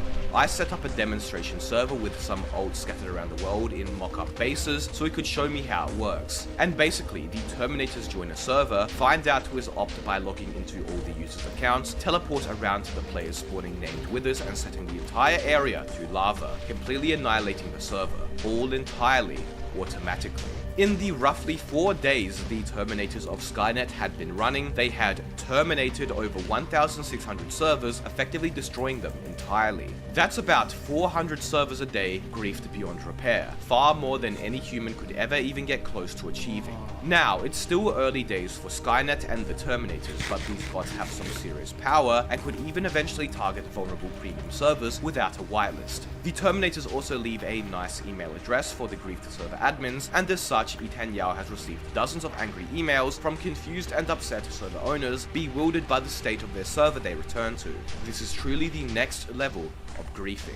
Throughout this entire video, you may have been thinking, why? Why do these individuals set out to grief and cause as much destruction as possible to innocent players? I asked Ogmer that very question, and he tells me he does it because he saw that there was a rare opportunity to grief servers before they are all griefed. While server scanning has existed for some time, as I mentioned, it wasn't until recently that it gained public notoriety, and currently there still exist lots of vulnerable servers available to grief. It's like how back in 2010 and 2011, public Minecraft servers were much more vulnerable to griefing, but over time they became ungriefable, and those who didn't grief them missed their chance. As Ogmer mentions, currently, or at least when he started griefing a few months ago, there weren't as many people griefing. It was like 2010 and 2011 all over again, but it would only be a matter of time before the masses became aware of it and there wouldn't be many vulnerable servers left to grief. As many modern day griefers are, Ogmer is heavily inspired by Team Abolition and sees this as his opportunity to live out his childhood dreams of griefing servers just as they did. But that still leaves one big question. What's the point of griefing in the first place? Well, I believe I can answer that one myself. While I don't grief anymore, when I was younger I used to love joining servers and use X-Ray to find people's bases and grief them, as well as just generally messing around with people. It's really just fun. There's a certain thrill you get from doing something you aren't meant to be doing, and getting reactions out of people. Not justifying it or saying it's good, but griefing is a form of trolling that is incredibly entertaining. It's as simple as that. As for Ethan Yao, well, his reasoning for creating the Terminators and Skynet was a bit more goal motivated. Ethan Yao wants to burn as much as he can in Minecraft and cause as much destruction as possible. That's his ultimate goal, and in doing so, he wants to get rid of cracked servers because it lessens the workload to achieve that ultimate goal, causing as much destruction as possible. He says he got bored of griefing cracked servers because you can get op and it's super easy to destroy everything with just a few mods, so he decided to automate the process instead. Etanyo is a Minecraft griefing purist and prefers the classic manual griefing style, which would be a time waste on cracked servers where you could do much more damage with mere commands. He prefers spending his time manually griefing premium servers and YouTubers servers block by block instead, but he still has to achieve his ultimate goal, meaning cracked servers have to be destroyed as well, so he's tasked the bots with that instead. So I guess we won't have to worry about the Terminators invading our normal servers, for now at least. Now, not everyone is okay with all the griefing and chaos currently affecting innocent players. As such, some anti-griefing strategies have been employed. The first of which is by a developer named Matt. Matt created a server scanner called MattScan, which looks for vulnerable servers and joins them, leaving an automated message in the game chat, letting the server's players and admins know that the server is vulnerable and telling them to enable whitelist or to turn on online mode. His website also provides further information about how to secure a server. And this has worked. You can see there are many server owners who have posted in the AdminCraft subreddit about a user called Matt joining their server. It is helping to raise awareness. Furthermore, players have also set up what's known as honeypot servers, fake server traps designed to catch malicious server scanners and report them, as well as making griefing harder by filling up server scanner databases with junk. Basically, these are fake servers that can only really be discovered by server scanners that fill up server scanner databases, as well as log the usernames and IPs of server scanners to report them to the bot hosts in order to try to get them shut down. To counteract these, server scanners have also made honeypot filters so their databases don't get full of fake servers. Some of these honeypots get pings from server scanners every few minutes, also demonstrating just how many server scanners there are out there, in public and in private. But beyond that, there's really nothing the anti-griefers can do. Griefers can run rampant on unknowing servers without anything to stop them, and who knows the extent to which griefing will evolve in the near future. If you enjoyed this video, please consider checking out my Patreon, where you can get access to uncensored videos of mine, world downloads and plugins from past videos, access to 49 of my old videos from 2014, as well as much more. Check it out here. Be sure to subscribe. Thank you all so much for watching.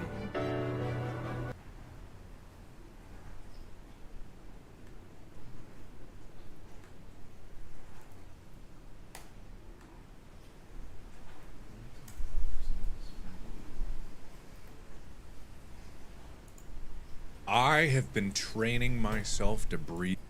Distal is an I have been Distal is self to breathe exclude. One of the most self to breathe exclude. Hey, you got a sec? What's up? My folks are coming into town tonight, so it'd be great if you could help me clean up the house. Yeah, of course, dude. Yeah, dude, I can help you with that. Why are you still on me? Cut to him. Could you please cut to him? Yeah, dude, I can help you with that. Whoa! What? Are you sick? No. Why? Your skin is like yellow. You look jaundiced. What? Oh my God! Oh, no, wait. The color temperature's wrong. Look at the wall. Oh yeah, that should be white. That's supposed to be white, yeah. Editor! Can you fix Daniel's skin tone? Jeez! Stop! Yes, please. Maybe a little less? Yeah. You know what? It was fine before. Maybe just change it back to how it was. No, that's not it. You don't need it. No, that's not. Oh, God! Dude, what did you do? Oh! Why do I look like this? Just change it back. Cut to something else. Cut to something else. It's a beautiful day, isn't it? Yeah, it's a beautiful day. Oh my God! Oh, is it still on my face? Is it still on my face? Oh. It's good now. You're good. Really? I'm okay? Yeah, you're okay now. What about the color? Color looks good. What about me? Yeah, you look good. That's great. Is your mouth out of sync right now? I have no idea what you're talking about.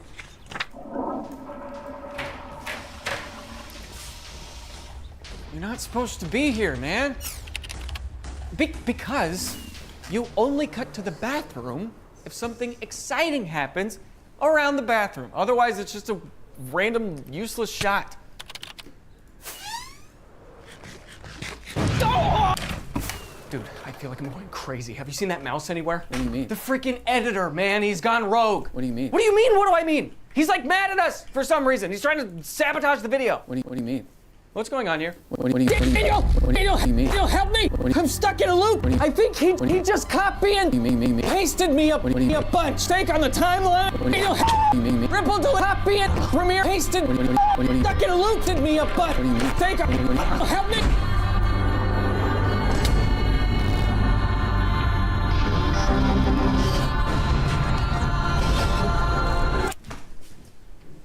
Dennis? What's up, dude? Are you okay? What do you mean? Please don't say that. Why? You know what? What are you doing? What does it look like I'm doing, man? I'm giving up. On the video? Do you hear that, editor? I'm giving up! You can do whatever you want with us now! Whoa, hey, speak for yourself. We can't escape this guy, Dennis. What's happening?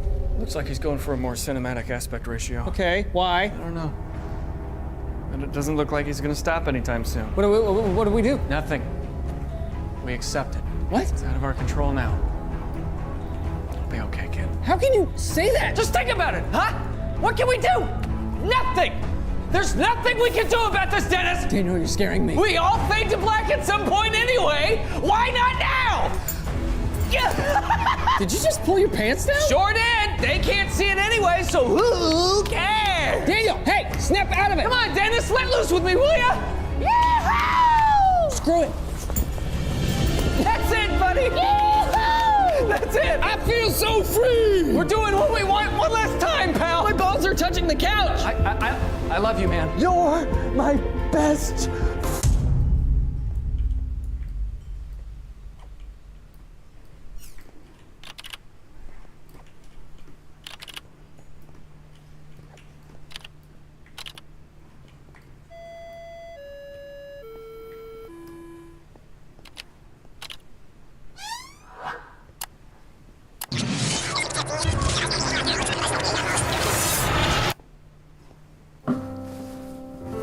Hey, you got a sec? What's up?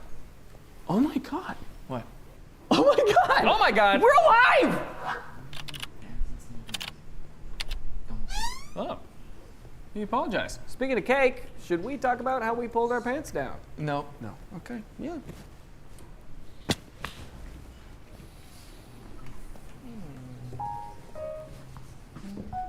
Enough of the sketch after the sketch, sponsored by Squarespace. Oh, Marky Mark, you are a riot. It's a joke, it's a scam, I'm out. Yeah, of course, Mr. Cuban. So sorry, I won't ever call you that again. Hello, that was just one of my business friends.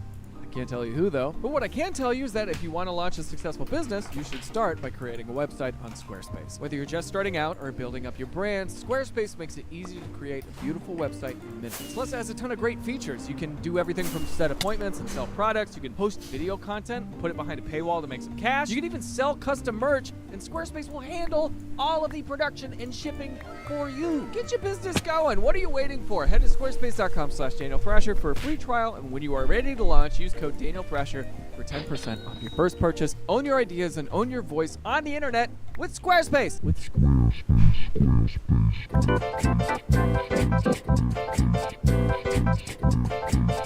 Squarespace.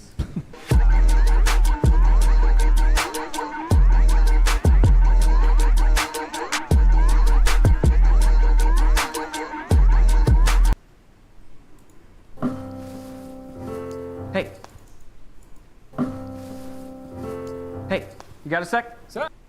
I made an RPG and got 3 players who were, they were unique. Let me show you. So basically, we got a warlock who is slowly dying, we got a centaur who wants to be a horse, and last but not least, we have a paladin who worships bread. They had a fight against a crazy twist villain. It was none other than, oops, I almost spoiled it. Anyways, enjoy. I'm sorry, years left? Yeah, so Doug, he casts spells with years left on his life, so.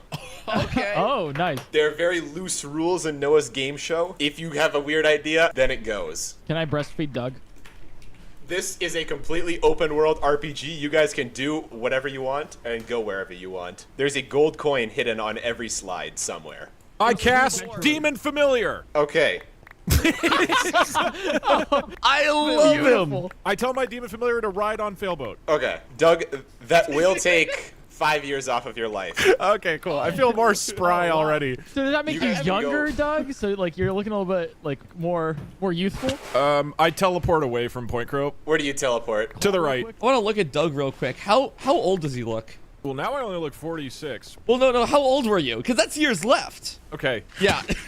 Douglas, what is the name of the creature on my back we've been adventuring with for 20 years? His name is Fortnite Default Dance. I'll ride after Doug. Gold coin! I shout back at Point Crow. Oh my God! I'm gonna go grab the gold coin and keep it for myself. I'm gonna put it in my mouth. Okay. You get 1 more gold coin then. Let's go. I want to make it known that I am holding all 3 gold coins in my mouth. Okay. I will keep that as a note. Yeah, it's very important. I move to the right. Okay.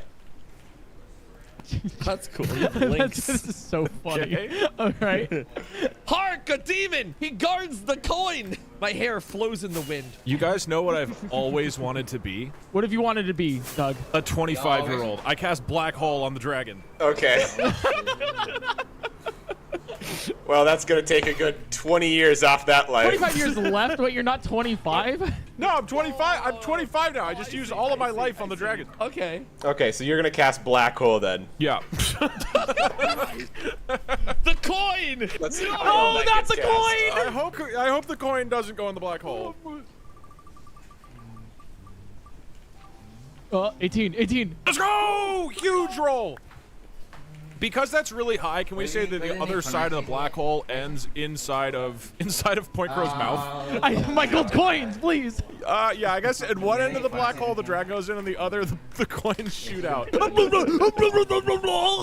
Point Crow loses his coins. Okay, nice. Doug, how could you? Oh, a hat. We'll say the coin is gone too. Point Crow, you also lose all of your gold. That hurt, Doug. That hurt. Can I pray to my God? No. You're looking a lot younger, Point Crow.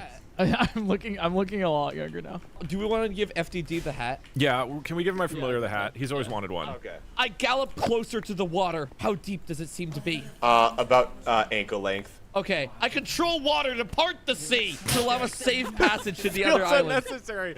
It was ankle deep. You're a horse. Who knows what could be in this treacherous waters, Doug?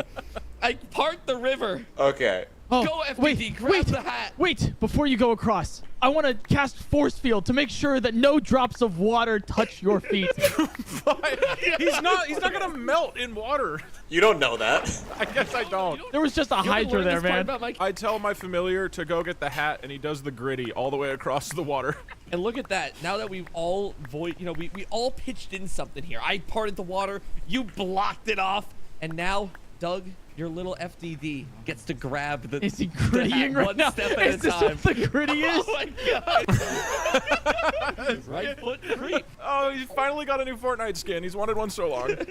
Okay, Doug, with the hat, it can be used once, and it can swap the place of any 2 objects. Ooh, okay. Let us venture north. The north, think we go. Can we agree I'm at the head of the party because I'm only 25, so I'm in really good shape? Yeah, I completely Yeah, agree. I like that. Yeah. An evil tree! I cast black hole! No, just kidding. Hey, we can't be taking care of an infant, man.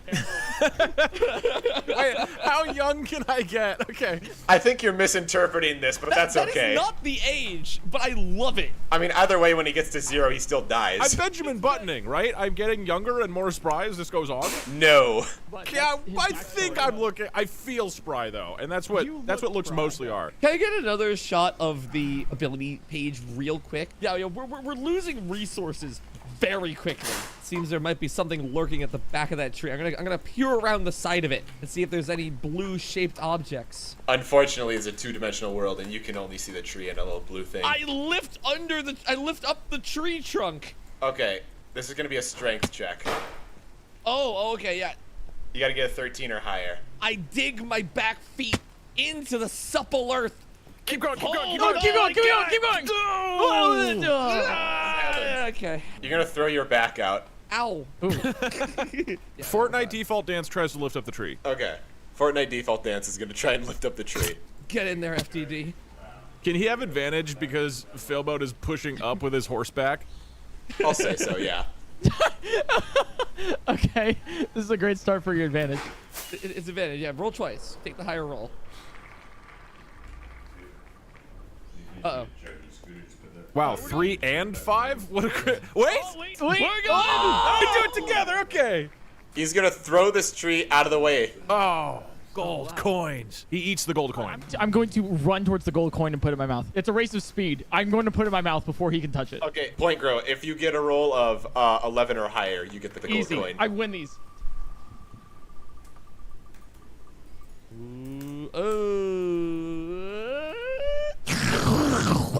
He wins these. I win All these. right, well played, but I will be black holing your mouth later. I've got lots more life left. Do you think I'm gonna let you have that? Doug, there's a staff over there. I run towards the staff. Okay, let me quickly look up what this thing does. Okay, well, question, is that a spoon? Could I eat cereal with it? I mean, there's nothing stopping you from eating cereal with anything. I take the spoon to that pond to the southwest, and I start eating food out of it. I don't think you have any food. Doug, I appreciate you. I got you. I would like to pray to my god, the bread lord, Right. to spawn bread inside of the pond. Okay. Oh, rise, my yeast. yes. Oh, rise. If For you thou don't shalt cereal. forsaken the bread. Do you think I'm a duck? This isn't what cereal is.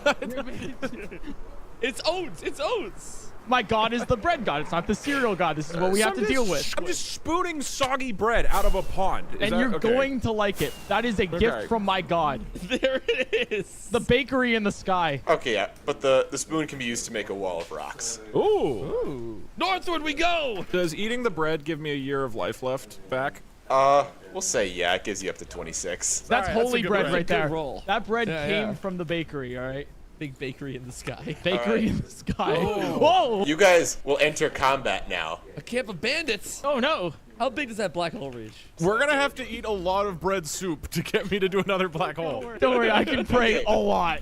Failboat, you're the fastest. You're up first. I see an evilish looking one with red eyes and a goatee, the mark of evil, and I shoot him with my bow. Okay, let's see how well that goes. Pulling it back, letting the string draw to a Meyer hair's K. breadth. I release it.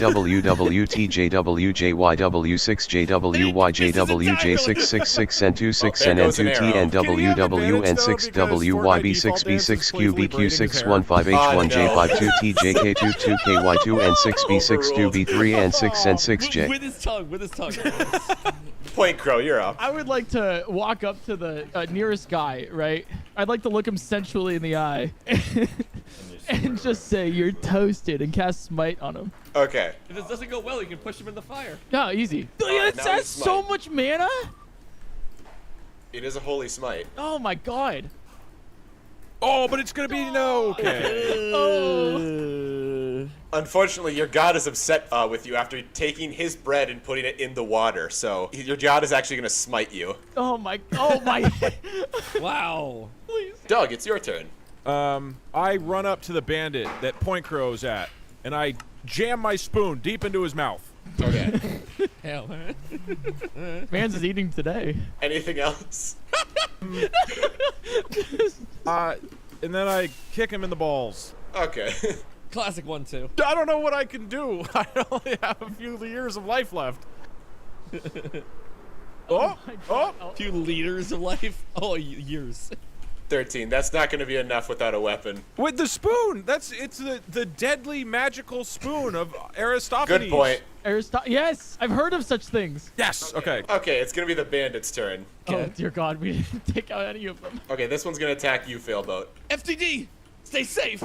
I body block the attack. Okay. Good. All right. We're in there. Nope.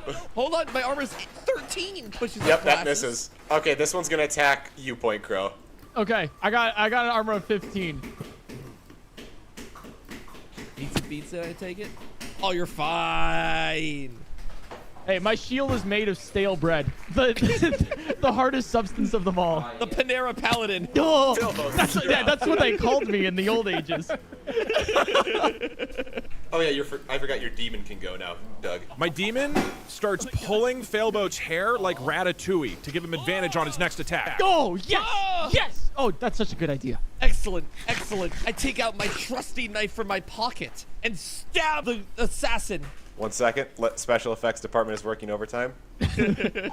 I hold it up to my back and let FTD lick it for good luck. And as he does so, I stab it into the chest of the rogue assassin. Rogue.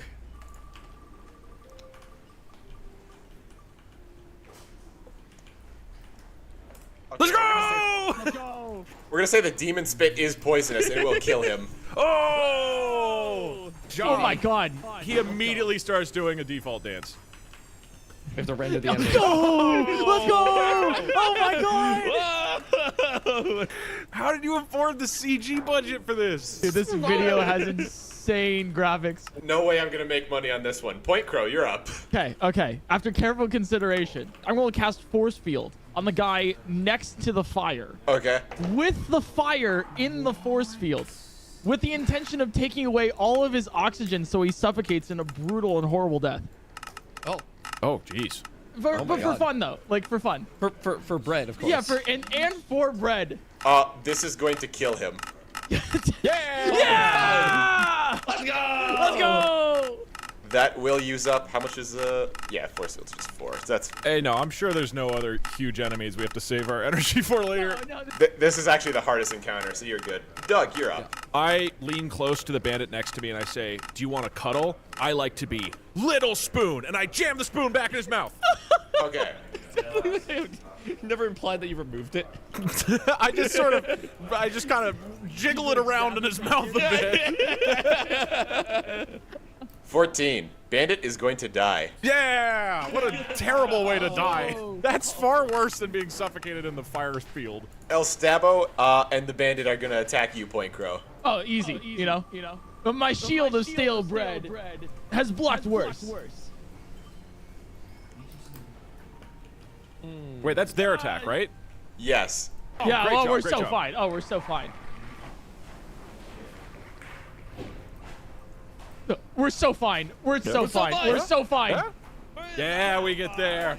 Both their attacks were miss. That'll teach you to Failboat, mess you're with the up. Panera Paladin. Seeing FTD lying helplessly on the ground after Fortnite dancing, I'm gonna pick him back up onto my back before firing a nice arrow truly through the air at the assassin on the far left. Okay. So just through the air. Just through the air, but like in a correct manner. Like it's like Yeah, correctfully, truthfully. Yeah. With factual evidence. Yeah. And 16. That's going to kill him. we got there. Okay, this guy, he's going to try and start running away. Point Crow, you're up. I have like no mana left, but what I can do here is do an alley-oop for Doug. I want to jump on this man and tackle him to the ground, whispering sweet grains into his ear. Why Why are we being so sensual with these guys? It's just it's my character. So, I just want to be like, yeah, barley, oats, rice, and wheat. Okay, let's see if you're able to tackle him. This knife will hit you and soon you'll be defeated. Nope. Close enough. Okay. Doug, you're up. Now that he's on the ground and he's weak, you know the Fortnite default dance? How he swings his arms out and claps like that? Yeah. I run over, I do the Fortnite default dance, and clap his skull in between my hands. Oh! He's cooking. Come on, get that. That's gotta get there. That's gotta get there. 13. He is restrained, so he dies. Let's go! Let's go! Victory Royale! I kick over one of the tents. Ha! Which tent do you kick over? The one next to me. Okay. Okay, I'm gonna immediately run over and put it in my mouth. I run and try to get it first. Wait, no. I have my familiar run and try to lick it, like, subtly, before Point Crow notices that it's being licked. Oh, he's closer. He definitely gets it. Okay. He licks it? No, but then he puts it back down on the ground. Okay. He's got poison saliva, right? Yeah. All right, and then I just look at Point Crow and say, "You still gonna eat that?" I look at him, drool running down my face, and saying, anything for the gold coins. And I will take it, I'll run and shove it to the back of my molars. Okay, let's see if you get poisoned or not. It's worth it. This is worth it. Would you rather you roll to resist it or roll to see how damaging the poison is? Resist it. I'm built different. Okay. Wait, he has like 4 health. Would the damage be like 20 roll? Wait, is that my roll? Probably like, he's resisting it. Yeah, it's resisting it, which is not good resisting. You're gonna lose another health. Oh, but do you get the gold? Oh yeah, he gets the gold. Yeah. All right, good. We're good. Yeah. Yeah, you guys are open now. I say we keep on going to the right, like up and to the right, and see how far this baby goes. Yeah, I'm in. Off to the right we go. Okay. Fortnite default dance kicks you on the hips and say, "Yeah, yeah!" Gallop to the right. And then he says the horse lines from Red Dead Redemption, like, "Easy, girl." Okay. My lover. Do you know this? Do you know this man? Yes, Raphael. This has nothing to do with your backstory for context. Raphael, my long lost lover. Just for the recording, Philbo put a full 3-page backstory of him being a centaur. A centaur who wants to be a horse, so this could be interesting, because that's a full-on horse right there. That is a horse right there. Yeah. I walk up to the horse, to Raphael. Let's make a deal. What kind of deal would you like to make? I look longingly into his eyes. Give me your soul, and what would you give to me in return? I feel like you're interpreting the take your soul thing in more of marital status thing. I don't want this fleshy human half. I want to be a full horse. Raphael. As the party's bard warlock, I am playing romantic music in the background. I will give you my soul. I will give you my heart. If you can take this final curse from me. You know what, Philbo? If you get a 17 or above on this roll, I'll let you be a full-on horse. Oh. Come on, baby. Come on, baby. Come on, baby. Oh. No, go for 19. Come on, for 19. No. Come on. No. No horse. Love doesn't win. Okay, I turn to Failboat, my longest companion, and I say, if you can't become a horse, then you should at least own one. And I cast Enslave Creature on the unicorn. Okay. Oh, the move, the move. Enslave, that's gonna take another... Oh, I got plenty. Don't worry about that. I have minimal moral quandaries owning a horse as a centaur. Is there an ethical dilemma there, or it's funny. Okay, Enslave Creature, if this gets above a 10, it'll be enslaved. I'm gonna look into his eyes, distracting him. Oh, stay on 12, stay on 12, stay on 12, stay on 12. Oh. Aerostorm. Whoa. Before you cast Aerostorm, I want to present another sort of solution to this problem. All right, I have force field. I can surround this horse with force field and possibly take him with us anyways. How deep is the river? Can we just walk across? Are you gonna try and walk? Do you want to check? I think Point Crow and I should hop on Failboat's back and we cross the river on the centaur. I'm just, Sailboat. Do you want the horse, or do you want to let him be? Oh, I want him. I don't think he wants me. Oh, okay. I'll walk away. Okay. I'm going to get on my back, hop on Failboat's back with Doug. And I say, don't worry, guys. It's ankle deep. I walk forward. We're just gonna get all that together. What a beautiful group shot. Look at that. That's just gorgeous. Okay, as you go in the water, you realize this water is in fact not ankle deep. If only there was some way of knowing that. Oh God, what can we do? So yeah, now you're all gonna have to see if you can swim across. We'll go with you first, Point Crow. Oh, easy. Yeah, just get above a 10 on this. Yeah, you know. I bet you. Oh, you're there. Oh, yeah. I want to say, right, with my shield made of stale bread, it's known for its flotation capabilities, and I make my way across. You can float a whole grown man. All right, you up next, Failboat. All right. Wait, do you have disadvantage because you're carrying my familiar? No, they also have legs. Uh-oh. Uh-oh. Okay, you're gonna be swept down river, Failboat. Oh, or downstream. Oh, no. Oh, the river's being swept downstream. Okay, I'm on a different scene. All right, now up for you, Doug. I use my spoon to paddle furiously. Paddle the water. Okay, 19. Wow, that is furious. I remark as he comes across the river towards me. I'll keep FTD safe. Doug, we need to save our companion. He's heartbroken and lost.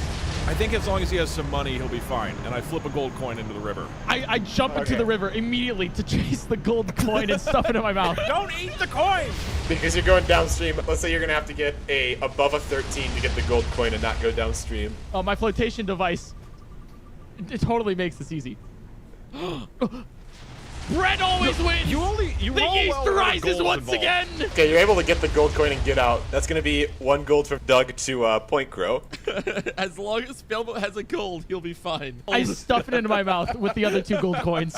I go right. Before you go right, I'd like to grab the gold coin up there. I see another shiny object to the north, and I really just want to stuff it in my mouth real fast. You will get it in your mouth then. In my mouth it goes. Doug, let's head to the right.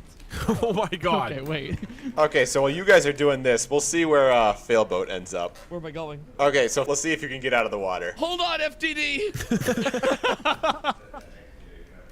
I love how passionate you are about saving my familiar when we abandoned you.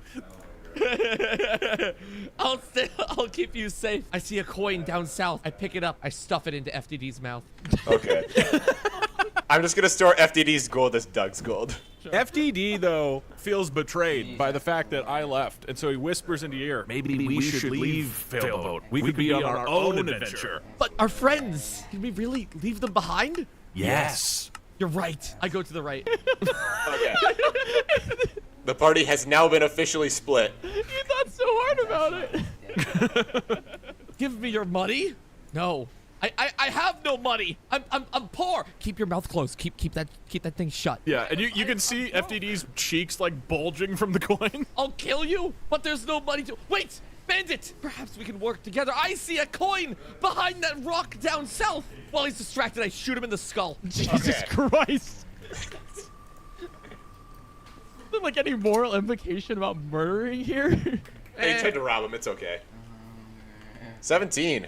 Yep, he's dead. Beautiful. And also you get that gold coin too. Yeah, I walk over and grab that coin. FTD does the floss over his dead body. Oh, first all the floss. Wow, he was flossing right there. I head south. Okay, you're gonna go down south, and then we'll get to Doug, and Point Crow. Doug, it seems that there are some. Oh wait, you wanna? No. What you see is what you get on this one. Doug, it seems that there is a lot of men to our west, east, south, north direction from us. Question, can I still use the hat power? Yeah, you control your familiar. Okay, wait here, my companion. I'll take care of this. I start charging at the group. I go as far as I can in this turn. I want to try to get all the way to them. And I turn back and I say, stay back. I can resolve this without conflict. Okay, I trust you, Doug, with my entire life and the bread that be. May you rise like the yeast in the bakery in the sky. Okay, it's gonna be these guys' turn. The phalanx formation. All right, that's their turn. Doug, you're up again. Okay, I cast teleport and teleport myself next to the gold coin. Okay. Ooh. Let's see. Teleport, that's 6. That's going to be 16 left. You're looking a little underaged over there, Doug. As a spry 16-year-old, I have the extra energy to do a bonus action to pick up the gold coin, and then my familiar uses the hat to swap me in Point Crow. What? Doug! I'll kill you! And then I start running south. Okay. I love Google Slides. Point Crow, you're up, I think. I think the only action I can make here is I'm going to pray to my god to the bakery in the sky.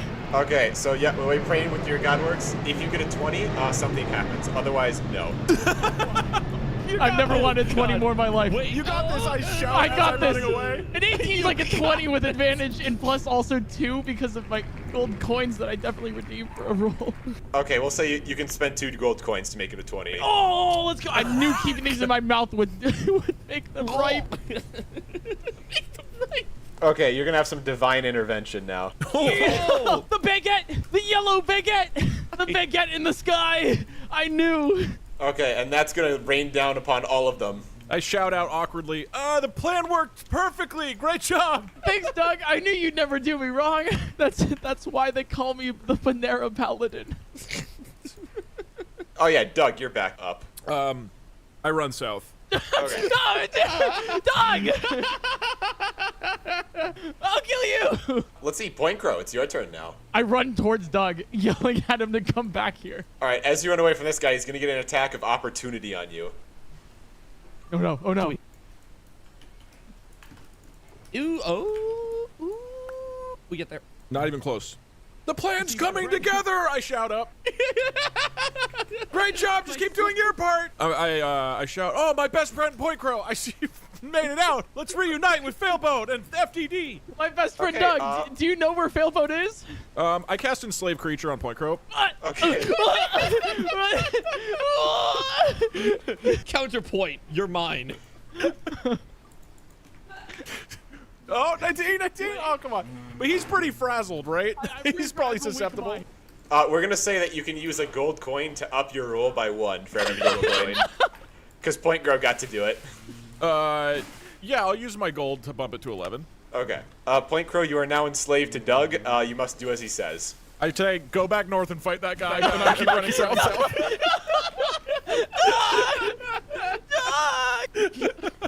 What a nice party we are.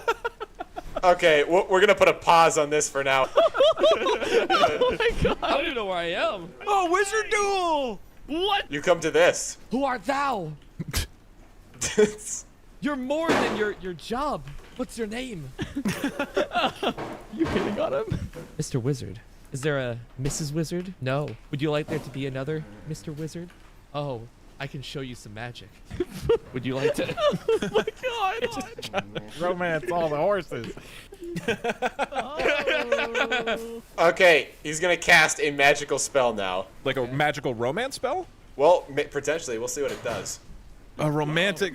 I can see there's fireworks in the air, huh? He's gonna cast Fireball. At me? Yes. Oh. Let's see how well it goes. It's gonna miss.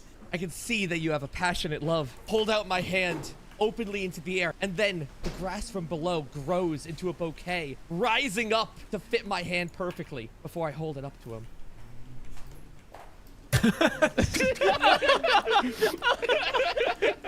Alright, so I'm assuming that you just cast Grow Nature there. Grow Nature, yes, correct. Oh, wait, I need to, I used Enslaved Creature. I should be down to 12. Oh, yeah, you did. It was me. I was the creature. Okay, with your bouquet of flowers, he sees it. And he's gonna cast another spell with his wand. Is one of the spells Make Out? I don't believe that's one of them. Swap, you know, we call that a swapperoo of saliva. He's gonna swap Doug and Point Crow. No! Failboat, you're up. I can see your magic is betraying you, but there's one thing that will not betray you.